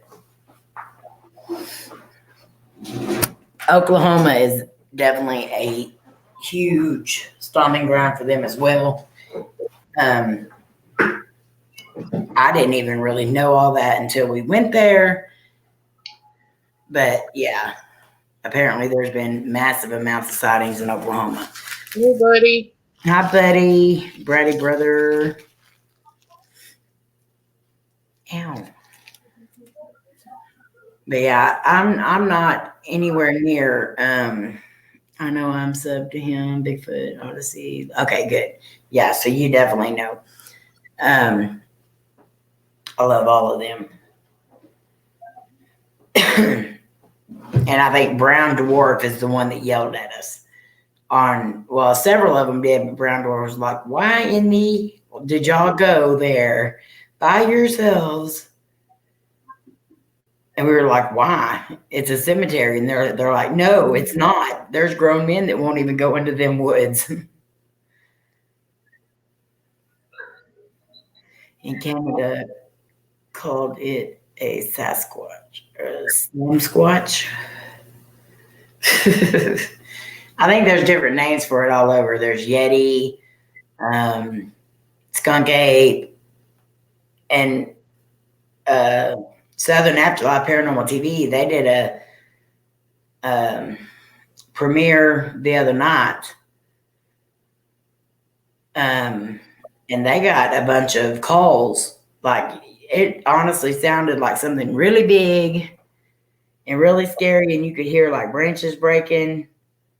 You could hear the big sounding footsteps. It was pretty cool. You will never guess who I met today. Butch Patrick. Awesome. But you didn't even let us guess. You just told us.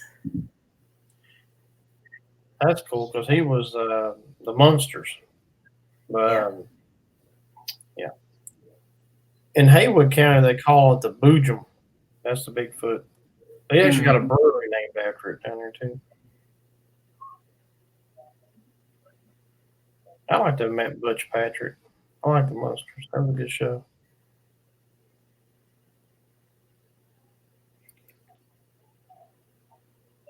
Howtohunt.com.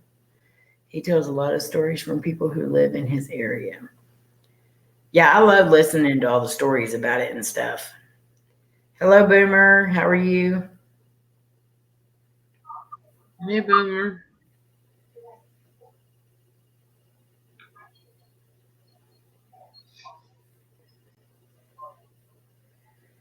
So I definitely can't wait to see how this trip is going to turn out, because we're going to do an overnight camp out. And so, the spirit part of it doesn't bother me at all. That's the only part of it that's going to bother me, because I have watched the other stories on it too, like the ones that ended badly. But I am excited to get out there and do that. He is in Canada and leads big game hunts. That's awesome. I'll have to check that out. I mean, I've always believed in that kind of stuff, but I never really got into it fully until I met Tex. And just listening to him, I could listen to him for hours, just talk about it.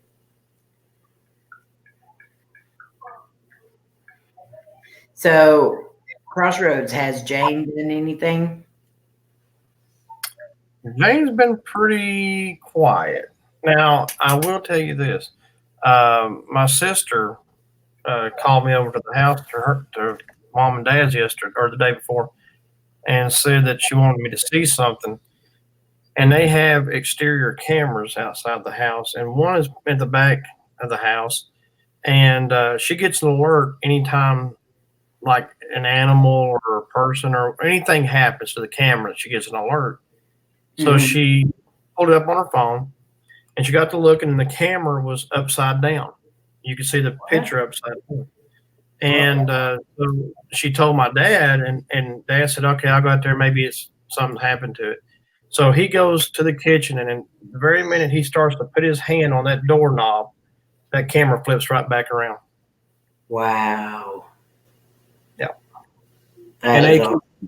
They've caught a couple of shadows in the house too. They put cameras up in the house to try to catch things, and they got one place, and it's in their den that they keep seeing like out where shadows walking back and forth.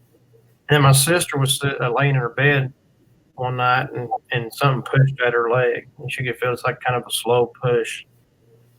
And yeah, they're getting some paranormal activity there, especially since my sister's come back home. But and that was interesting because I saw the video and I was like, wow. I mean, I would have thought maybe the camera, something happened to it and just flipped. But the very minute Dad goes to that doorknob, and right before he opens it, that camera flips right back around. That's crazy. That's the same area, though, where my sister's room is. So the outside of that is where the camera's at, and that's where a lot of that's where my grandkids and nieces and nephews have seen the apparition of a older guy in there. So sounds like an investigation is in order. Yes, I want to be doing that very soon, but I gotta wait till. I mean, the grandkids are usually always there, or my nieces and nephews. I'm going to have to wait till I'm like, okay, you all go on. I don't want the kids. Adults can stay if they want, but yeah, I'll wait till I can get a chance to do that. I'm going to take the REM pod over, and I'm going to do some things with my sister and let her kind of see if she can herself attract whatever's in there.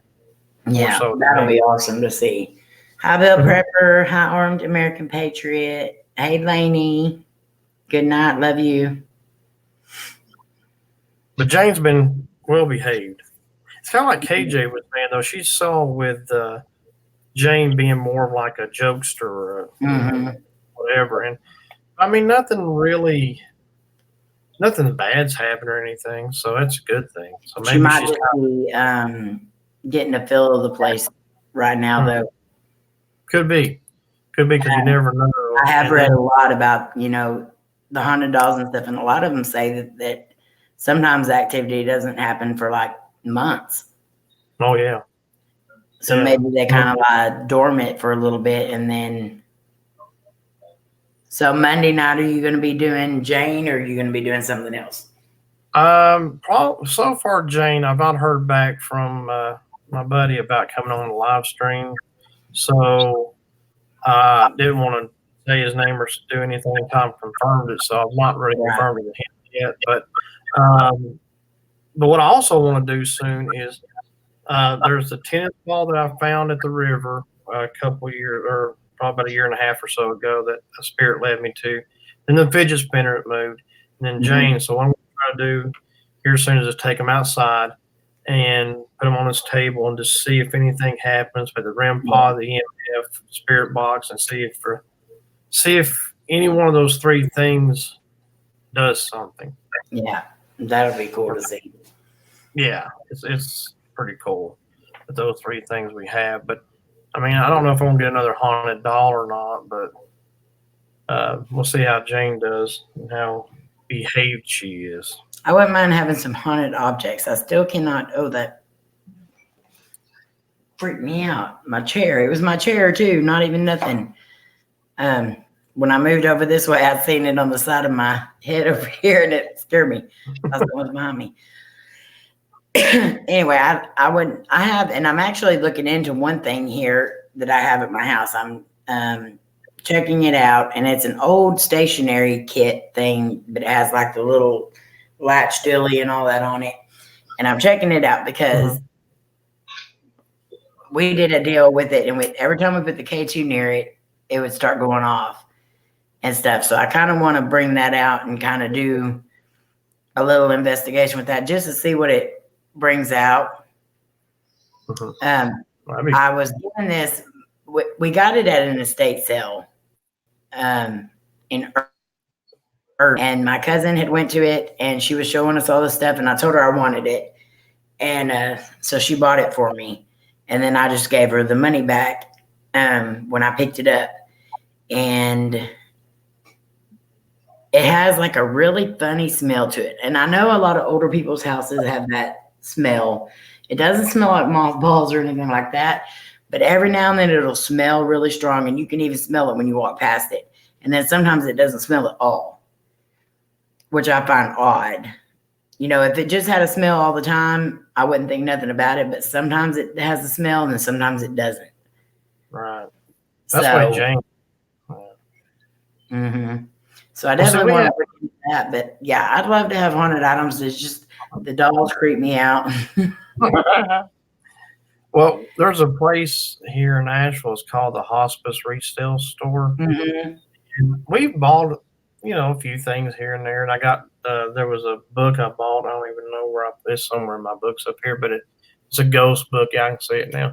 Anyway, we bought it. I'm kind of wondering, when you buy stuff from places like that, you may have attached to it. You may not. You never know. And, I look at places like that all the time trying to find different type of stuff. And, like Lynn, she does that. She, has stuff that she refurbishes or, cleans up and then sells. And she's had some pretty creepy things that she's gotten. So other than dolls, I might be interested in some of it, but we have so much activity going on right now that I don't think we even need anything that's haunted. No, you gotta be careful. We keep adding stuff to it. And I don't think Lainey did any of that because she's too much of a bragger. If something happens, she wants you to know that she did it eventually. Right. And so coming in tonight and both chairs, and it wasn't just that both chairs were on the table. There's 4 chairs around the table. 2 of the chairs were on the table. One was sitting up where the lip of the other chair was sitting on top of it. So they were kind of leaned back a little bit. Then there was a box balanced perfectly. It was the Amazon box that I got in the mail. The Amazon box was balanced perfectly on the center of it. So it was just laying on that one lip of the chair, but it was balanced. And then I didn't even notice it when I first walked in the door. That's how bad the activity is getting that I'm not even noticing crap anymore. And then I come back through and I seen it. And then I was like, why is the office door open?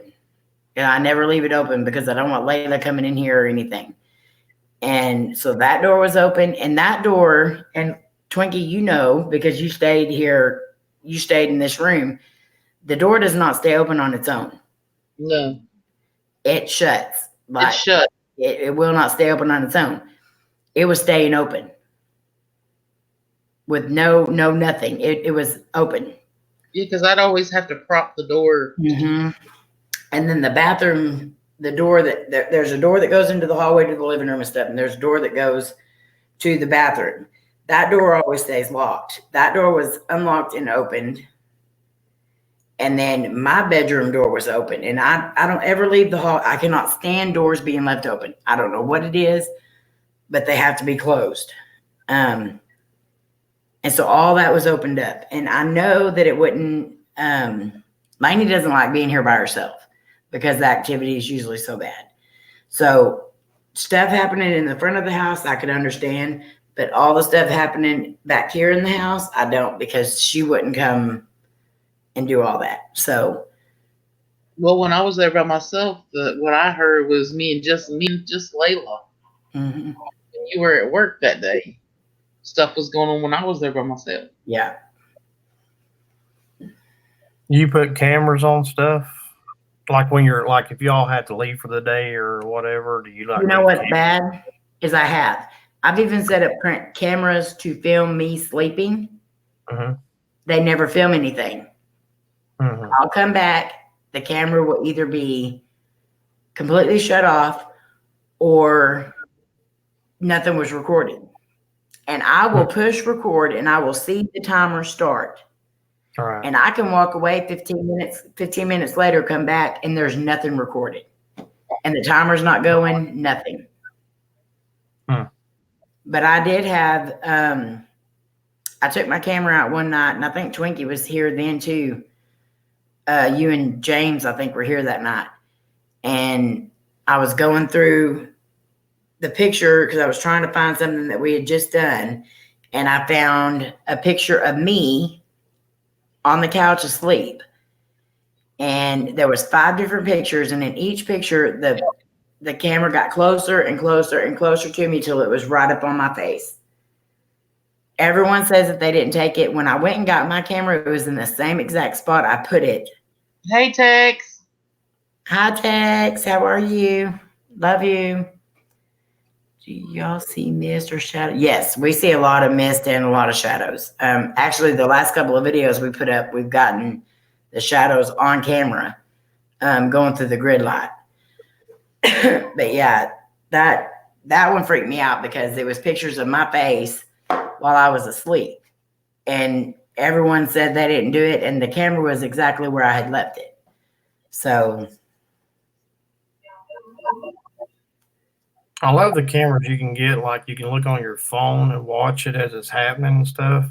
And I don't know how expensive they are. I never have asked my mom. You know, they've got indoor and outdoor, but that'd be great to have. I mean, yeah, there's one research on that.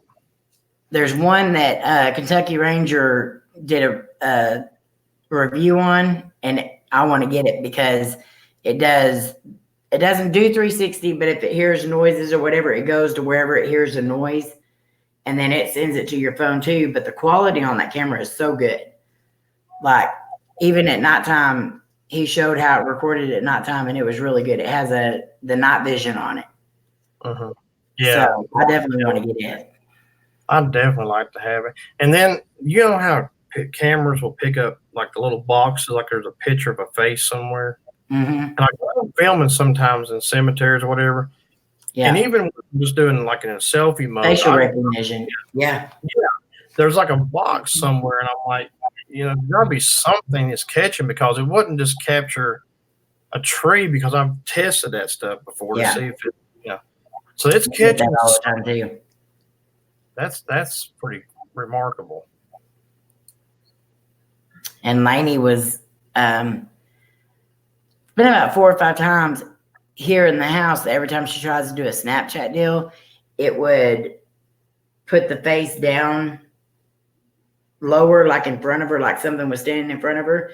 But then I was doing a video for KJ's birthday when we did her birthday video. And for some reason, it was like making flashing, and I'll send the video to you and show you what it looked like. But it was all kinds of wonky. Like it was making it look like there was lightning in front of me and everything. And that wasn't even the deal. And then it flipped the filter over, like upside down. And I had never seen it do that before. I was filming in the River Arts area and just doing a vlog, nothing paranormal. And at the end of the video, I kind of point up to this hill or whatever, and nothing but trees there. But I caught a box, and so I actually talked about it in the video. But when I got done filming, I went back and just let the camera kind of sit in that same area. Never caught another box. Yeah. So there was something, maybe not up in that hill, but somewhere near me that it caught a face of something. That's all I figured. But I can't. When I go back and review the videos, I never see the apparitions that it's picking up in there. I said that's weird because that's why I always say, if you hear on my videos, I'll say, I hope I got that on camera. Even though I can see it through the camera, I can see what I'm seeing. But there's a lot of times I'll get it home and go to edit it that it's not there. And I don't understand how that's happening, but yeah. Yeah, I don't know. I don't know what it's picking up. I wish it would show what it's picking up a little better. It'd be helpful, but Yeah. unfortunately, it just. I mean, I'm like, well, it was something. There was a box there for a reason, but now it's gone. I mean, nothing. I go back and look at it. Really kind of upsets me because I'm thinking, oh yeah, I got something, but I didn't. I think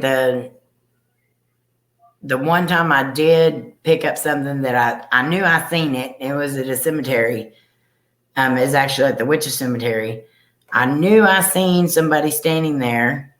At first they were squatting down, then they were standing up. And as I walked over there, I didn't see it anymore. And when I was reviewing the footage and everything, I didn't see it. But Twinkie caught it after I posted it. And there was actually a guy standing next, or kind of beside one of the headstones. And that's exactly where I had seen him. But with my own eyes after, because I glanced and saw him. You know how you get that out of the corner of your eye? Mm-hmm. Well, I have one eye that's like I'm almost blind in, like half blind in one eye. And I thought, well, maybe I didn't see it. And then sure enough, it was there on camera. And I was so thankful for that because I knew what I saw, but then I questioned myself. Mm-hmm. But that aggravates me so much is when you can't, something's there, because you're clearly either seeing it or you're seeing the facial recognition. I love because it does do that. It's almost to me like one of the SLS whatever cameras, because it's showing that somebody's there, because that's what that box is for, is to put that person's face right there. So that's what stands out in the picture. Right. And I love to have one of those little Oh, me too. You know, and I talked about seeing a shadow go from Jane to my window last week, but that's one of those things I was caught out of the corner of my eye and just saw a shadow go. It wasn't big. It was kind of like a small blob type thing, just shoot. But then our dog, our bigger dog, or our Labrador, she'll go to that window every now and then and just growl. I don't know what's out there, but I have looked out before and seen like a neighbor's cat or something before. Yeah. And I'm thinking, maybe that's what it is, or she's seeing something that I saw go out that window, and maybe there's something that kind of just hovers outside the house more than anything. Right. I don't know if it has anything to pertain to Jane or if it's just something that came in and checked it out and left. I mean, I don't know, but that's weird because I don't often catch shadows much. It's just, for some reason, I just don't. Right. Tex, how are you tonight? You're peachy. Peachy? We spent a little bit of time talking about you earlier, Tex. Your ears must have been itching.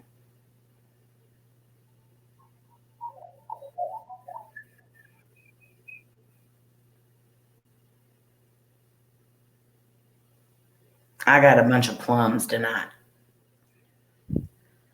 This lady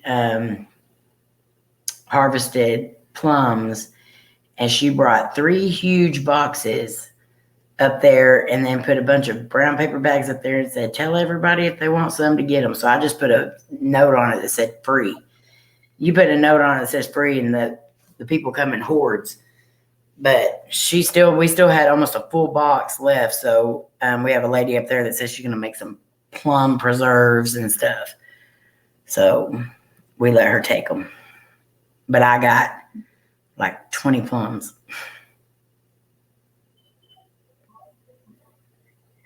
And my dog will growl at its reflection too sometime, but what she was seeing, the window was up, so all she could see out of was just the screen. Mm-hmm. So that's what I mean. All it is a bank behind my house. It's just an embankment, all. So whatever either she saw another animal next door or something come through, or she's growling at something that's out there. So I wanted to try to figure out a way to set a camera up and maybe just in the family room where Jane's. I'm fixing to move Jane into. My older daughter moved out not long ago, and so we kind of switched some rooms around. And so I want to put Jane in that spare bedroom with the fidget spinner and the tennis ball, and just kind of see what happens with the room shut up. Right. That'd be interesting. Well, I'm going to be making a video soon, and I got to try to figure out how I'm going to do it. I don't know if I'm going to start like a live stream.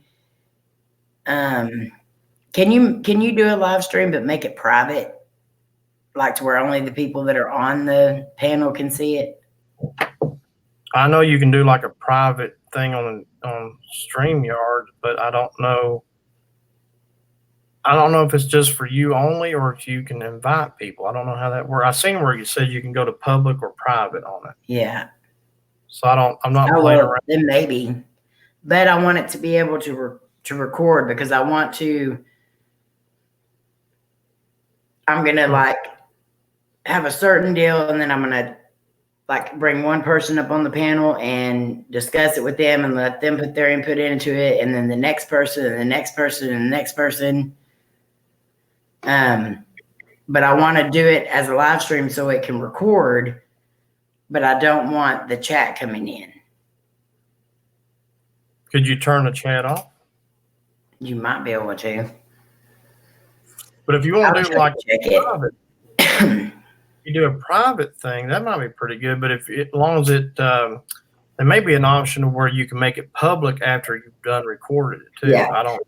Well, see, what I'm going to do is I'm going to download it and take those bits and I'm going to edit it and put them all together. You know, so what I'm going to do is I'm going to ask that person that couple of questions that I'm going to ask them, and then I'll remove them off of it and then bring up the next person. But I kind of got to do it where everyone's going to be around. Mm-hmm. So you're basically going to bring them up and like have a camera on something and say, what do you see? What do you feel? What or things like that? Yeah, just like it's going to be kind of like an interview type thing, but not really.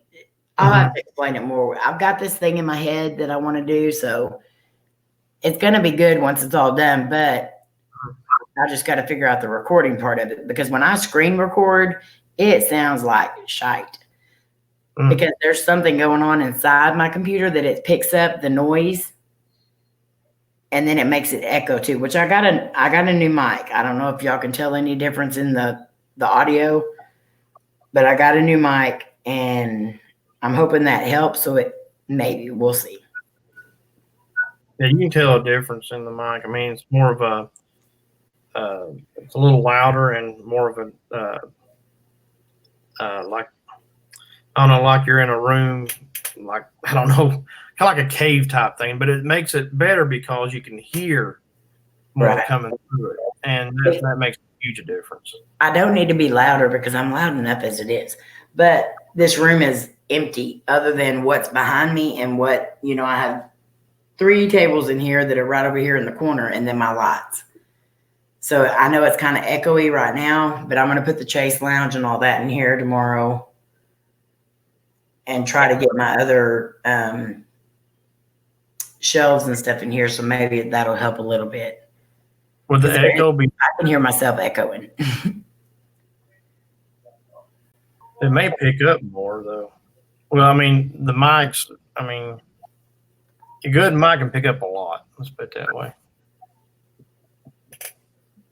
Arena, I hope everything gets taken care of. We'll all send prayers your way. Yeah. And we're all here for you.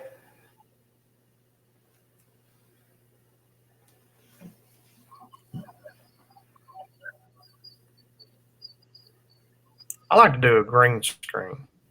That's what Lainey wanted me to get, was a green screen, but I said, I don't know how to do all that stuff. I don't either. I told what me and Maureen were talking. I liked your background. Very good. And I said, I'd like to do, because if you ever watch Green Bay Wacky, he's one of my favorites when it comes to this all this funny and crazy stuff. But his green screen with all the videos and pictures and I mean, he just pops things up at random, which is Yeah. very cool. But I don't know how you got to have well, first you got to have a green screen, then you got to have, I guess, a special camera to do that. I don't know how that works exactly. That'd be nice to have. Yeah. Text from now on when you mute your mic, we're gonna know that you're letting it rip. And we're all gonna be laughing. He said, I mute my mic when I toot.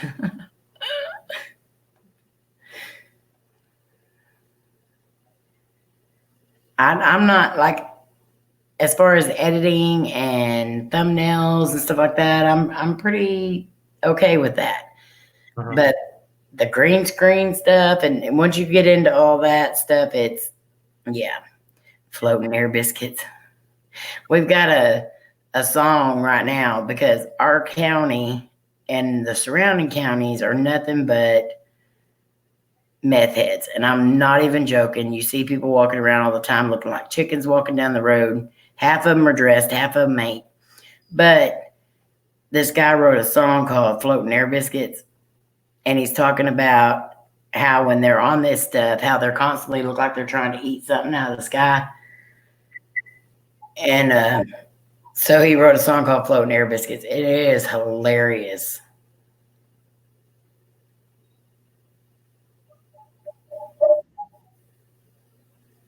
Apparently my phone thinks I want to say yes instead of text. Good old autocorrect. Yeah, my husband, his name is Cody, and it's spelled Coty. And for like ever, when somebody sends him a text or says his name in a text, it's City, C-I-T, instead of Cody. So jokingly, a lot of people call him City.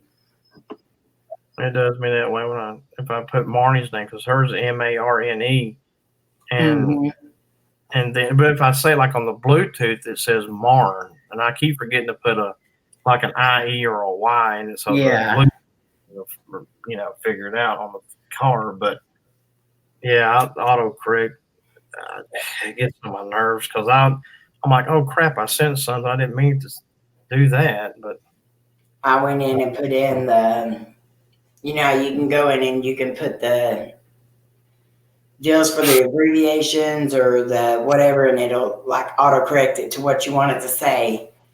And I went in there and did that with my email and everything else because it always takes me forever to write out my email. whattheparanormal@gmail.com. So I put that in there to where I put WHA. It automatically brings up that. And then I fixed Cody's name on mine to where it comes up Cody now. And there was a couple other ones that I just fought with, and I finally put those in there to where now whenever I type it in, it stays. That's cool. But it's just a mess if you don't do that. Yeah. If I use Cody's phone to text anything, it takes me an hour to make one text. My phone, I can do it in 2 seconds, but his, it takes me an hour because he don't have it fixed up. He don't have the T9 or nothing on, so there's like no autocorrect or nothing. And it messes me up so bad. The only thing that helps me out is there's times I'm like, wait a minute, how do you spell this? And you start to, and then it like shows you how to spell that word better. Oh, yeah, there. That's the only time it helps. Other than that, it's just a pain in the butt. Yeah, I do that all the time whenever I'm trying to figure out how to spell something. I'll just type it into my text and then let it bring it up, and then I can spell it right. Yeah, exactly right. Like, what is that one word I'm always misspelling? Definitely. Definitely is like the hardest word for me to spell. I have to go check my autocorrect every time to get it spelled right.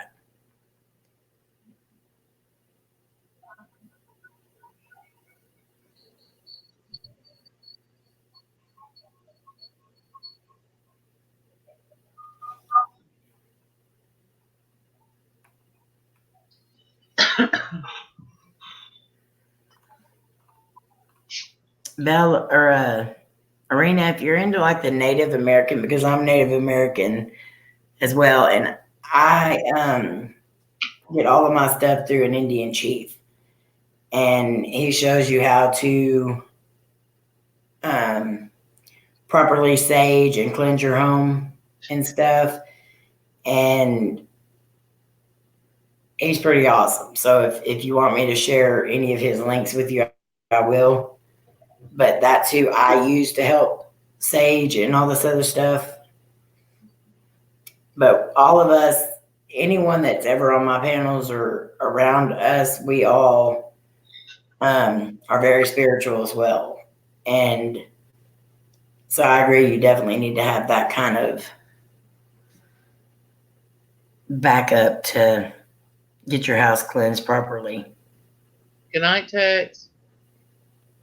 Yeah, I mean, prayer is a big thing, and I keep a necklace on with a cross on it, and I also have on the car that there's a preacher we had at one time, and he's moved on, but he was where did he go? He went overseas to walk a trail, and I forget what the name of it is, but anyway, he bought this what rosary bead looking type, and I'm Methodist, not Catholic, but it's had a cross at the end of it. He took it the whole time. Me and Marty both have one, and he prayed over it the whole entire time he was walking through this. I forget the name of it, but anyway, he prayed over him the whole time. So I keep that in the car, and then the other necklace on me when I go out and do stuff. Mm-hmm.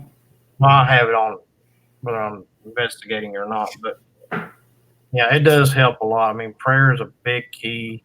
And my sister, I'll have to get this. I'll show it to you Monday night.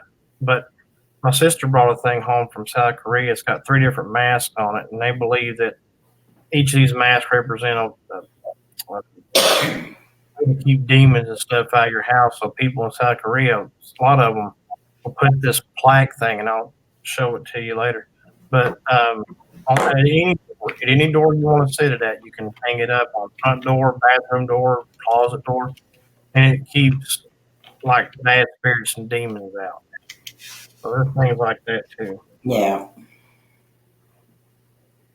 I have a bag that I carry with me now that has all my crystals and stones in it, and then I have my cross that goes in it. Plus, I have a cross on me at all times. And then I take Sage with us too, because you never know when you're going to get in that kind of a predicament. But and I also carry a little jar that has salt in it, but it also has pink Himalayan salt crushed into it. I go prepared now because the last couple of times that we've had attachments or something close us home got really bad.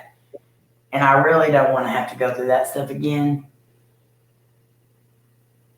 But yeah. Slim said tell everybody hey. Hi Slim, how's he feeling? He's still sick. Sounds like you both are going to be getting it. I can't afford to be out of work. Me either, but I'm so glad I have tomorrow off.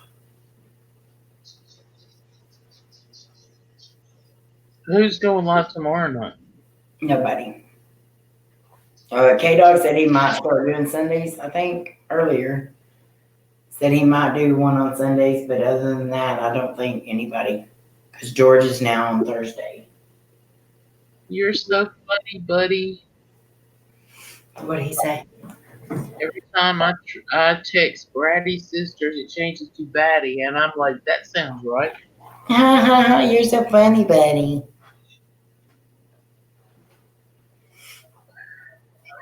Mine changes from Buddy to Nutty. And then we have a Nutty Buddy. Yep. We definitely have a Nutty Buddy. I was wondering what happened to George on Sundays because he was doing them on Sunday night. Well, his family all gets together on Sundays, and so he was having a hard time kind of getting away to where he could go off and do a live stream or have any quiet or anything. So, and he wants to spend Sunday as just his family day, which I don't blame him. Oh, yeah. Thursday night is his night.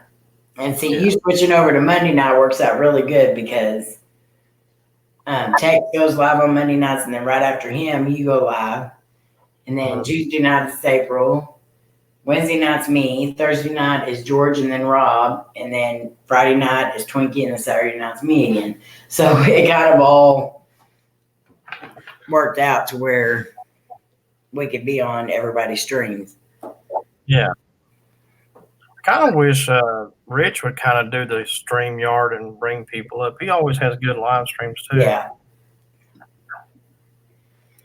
See, on starting in October, we're gonna start going live at 9:00 Central Standard Time.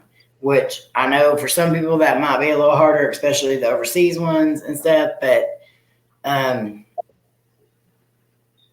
this is getting to be my really busy season, and I don't want to have to like rush to try to get here and then get on the live stream and then.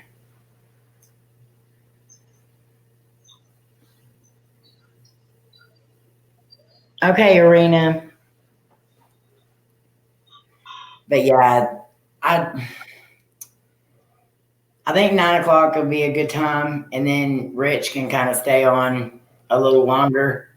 Hey, Josh. That's just because and then he always says, "Well, I know Amy's ready to go live." I don't want him to like have to rush because of me.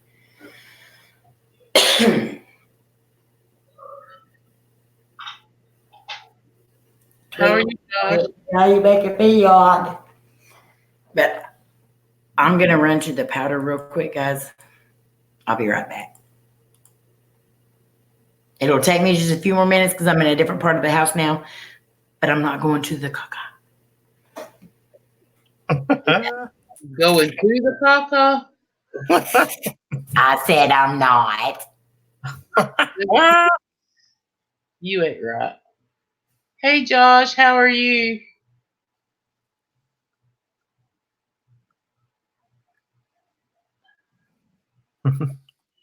Oh, Lordy. She ain't right. Have y'all started to do anything for Halloween yet, Troy? You know, I'm still waiting to hear back from Matt, from my buddy Matt Matan from radio station, but not heard anything from him yet. And he was trying to put up do something for us at one of the local hotels around here, but he gets so busy, I think he sometimes forgets. I wanted to try to keep reminding him. Other than that, I don't know what we're going to do. I used to like to go live on Halloween night, but I'm out filming. With the YouTube thing now, I can't really. I might be able to do it on Twitter though, and but I don't know what we're going to do exactly yet. Is it going to be on Halloween night or a night before Halloween or after? I would like for it to be Halloween night, and then it depends on if I can get somebody to watch Shannon first, and then to keep him. If not, I might have to do something that weekend before, or I don't know yet. I got to kind of play a lot by ear this year, but yeah, I used to like to go live and do stuff, but if it's like before Halloween or like right after Halloween, I might be able to come, but they'll probably have me working Halloween. Right. Well, that'd be great. I mean, once I figure out who can watch Keenan, that'd be great for us. It's just a matter of finding people who can watch him, and but I have something planned for next Saturday. It depends on if somebody can watch Shannon or not. But we were going to the haunted picnic area with our friends Melanie and Michael, and to do a collaboration there in an evening time setting. And I want to get with you. Yeah, I definitely want you to come up here, or we meet in the middle or something, and do like. I mean, here we can always do Helen's Bridge and the haunted picnic area, or Riverside Cemetery and things like that. So that'd be nice to do for sure. Twinkie, you ought to bring John up. He just said him and Isaac just ran for their lives. Yeah, just ask what happened. We were going down a trail in the woods and heard chanting.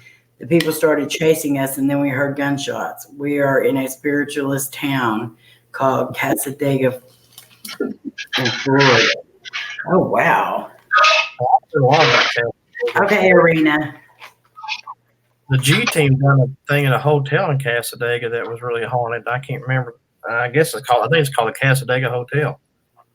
And I'm glad you're okay. I hear it's kind of like Savannah, Georgia. It's real haunted down there. Yeah, y'all be careful, please. Them people that go out there practicing all that witchcraft and all that, they're kind of crazy. We had to deal with that one year, and I'm glad we left when we did, but we had spirits telling us to leave. You all staying at the Casadega Hotel? That's where we're staying. Are they allowing y'all to do investigations? Because I thought I heard that the hotel kind of said don't do that no more. But that was just what I heard.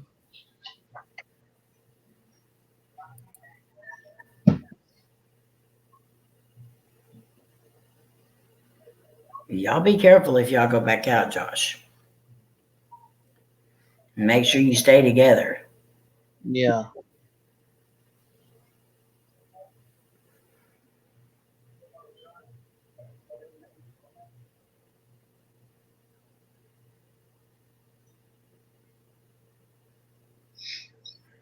So, well, we are being discreet. They didn't say we couldn't. Yeah. I know Omar and Patty and all of them done several different videos there. I would love to visit that hotel too. I mean, it just seems like the creep factor just Yeah. surrounds that whole place. That'd be, yeah, do it discreetly. Don't let them know you're doing it, but that'd be a good video to see.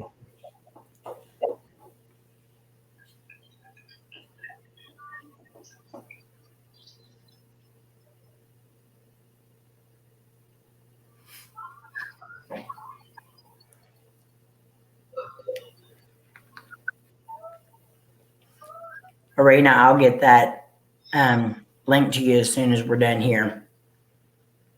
That way you can watch it. But I've done it this guy's way ever since I started doing smudgings and cleansings, and I've never had a problem with it.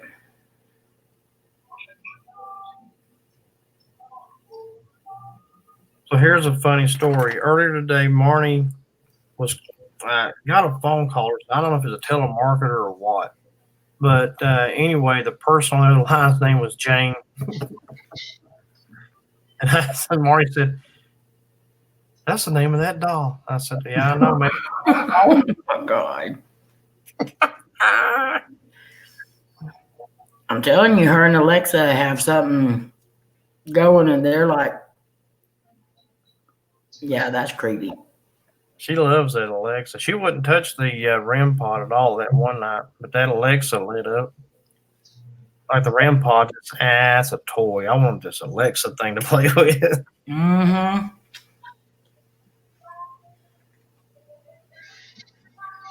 Everything closes at sunset, though.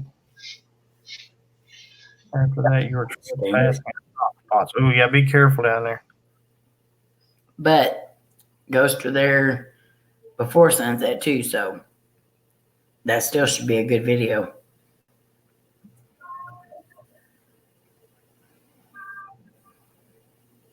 There's one cemetery, that one we go to here, it's the Newton Academy. And I think if I read the sign on it correctly, it doesn't lock up until 10 o'clock at night.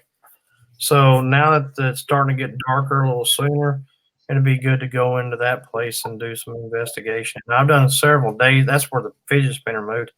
And I've done a lot of day sides there, but I've never done a night. That'd be nice to do.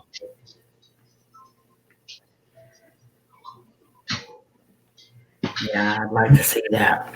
Yeah, that'd be nice. You are doing the Devil's Chair tomorrow? That's a good place too.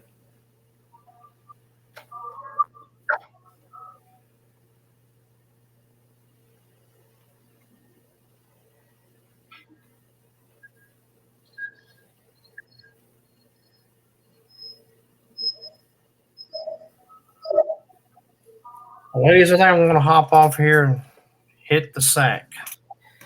Alrighty, I think I'm going to be off here very soon too. Well, thank you Just for keep me having me. posted, Troy. I will, April. I will send you messages and what we're going to decide to do towards Halloween and stuff. But let me know if you're going to be headed toward this area, or we maybe can meet somewhere in the middle, and we'll do some collaboration somewhere. Alrighty. That'll work.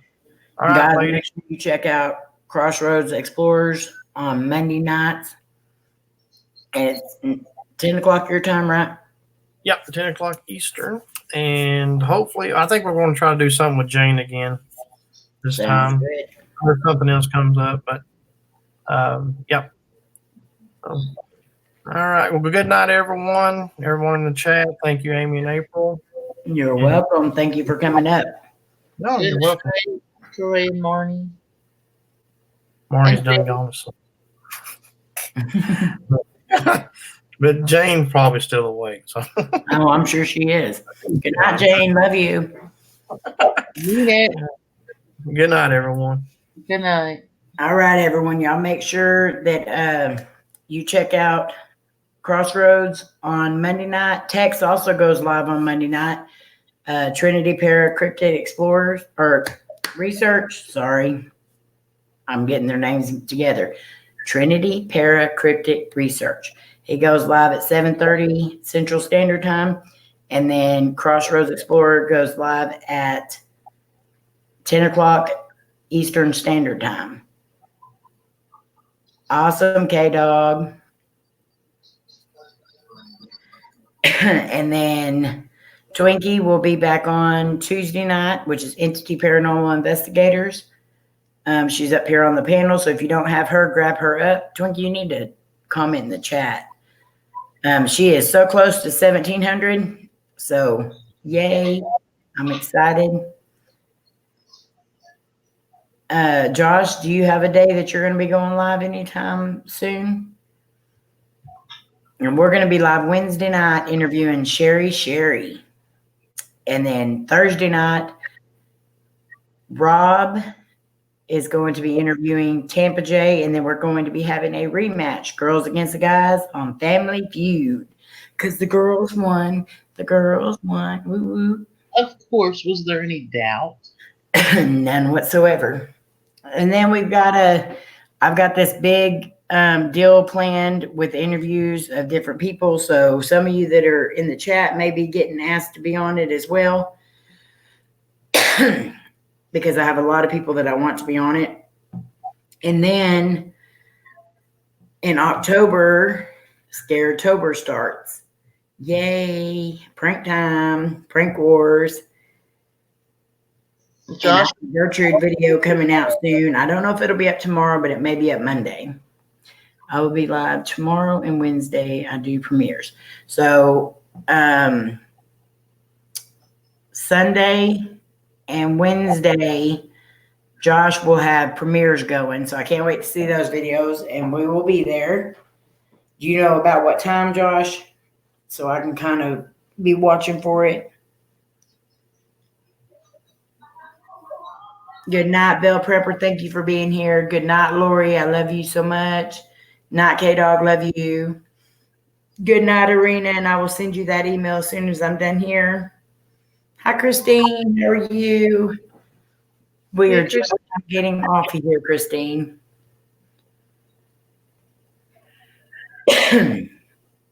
It's good to see you, though.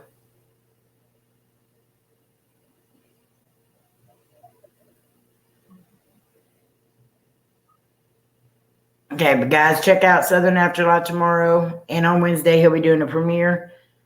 And he goes on before Rich, 8 p.m. Eastern Standard Time on Wednesday, and I'm doing a premiere tomorrow. I will be live at 12 p.m. Eastern. Okay, so 11 my time. So hopefully I'll be up out of the bed by then. I plan on sleeping a lot tomorrow. I just come off 20 days straight. So if I'm not there, you know that's why, but I will do my best to be there. That is one he made, Christine. And it is awesome. Okay, guys. And to everyone that's not chatting and that's still here, thank you for being here. Thank you for watching. Sorry, I would stay on longer, but I am exhausted and Twinkie isn't feeling good. So we will see you guys on Josh's tomorrow. Love you guys. Y'all have a good night. Remember, y'all mean the world to us. We hope you know that. Bye, y'all. Peace, love, and hugs.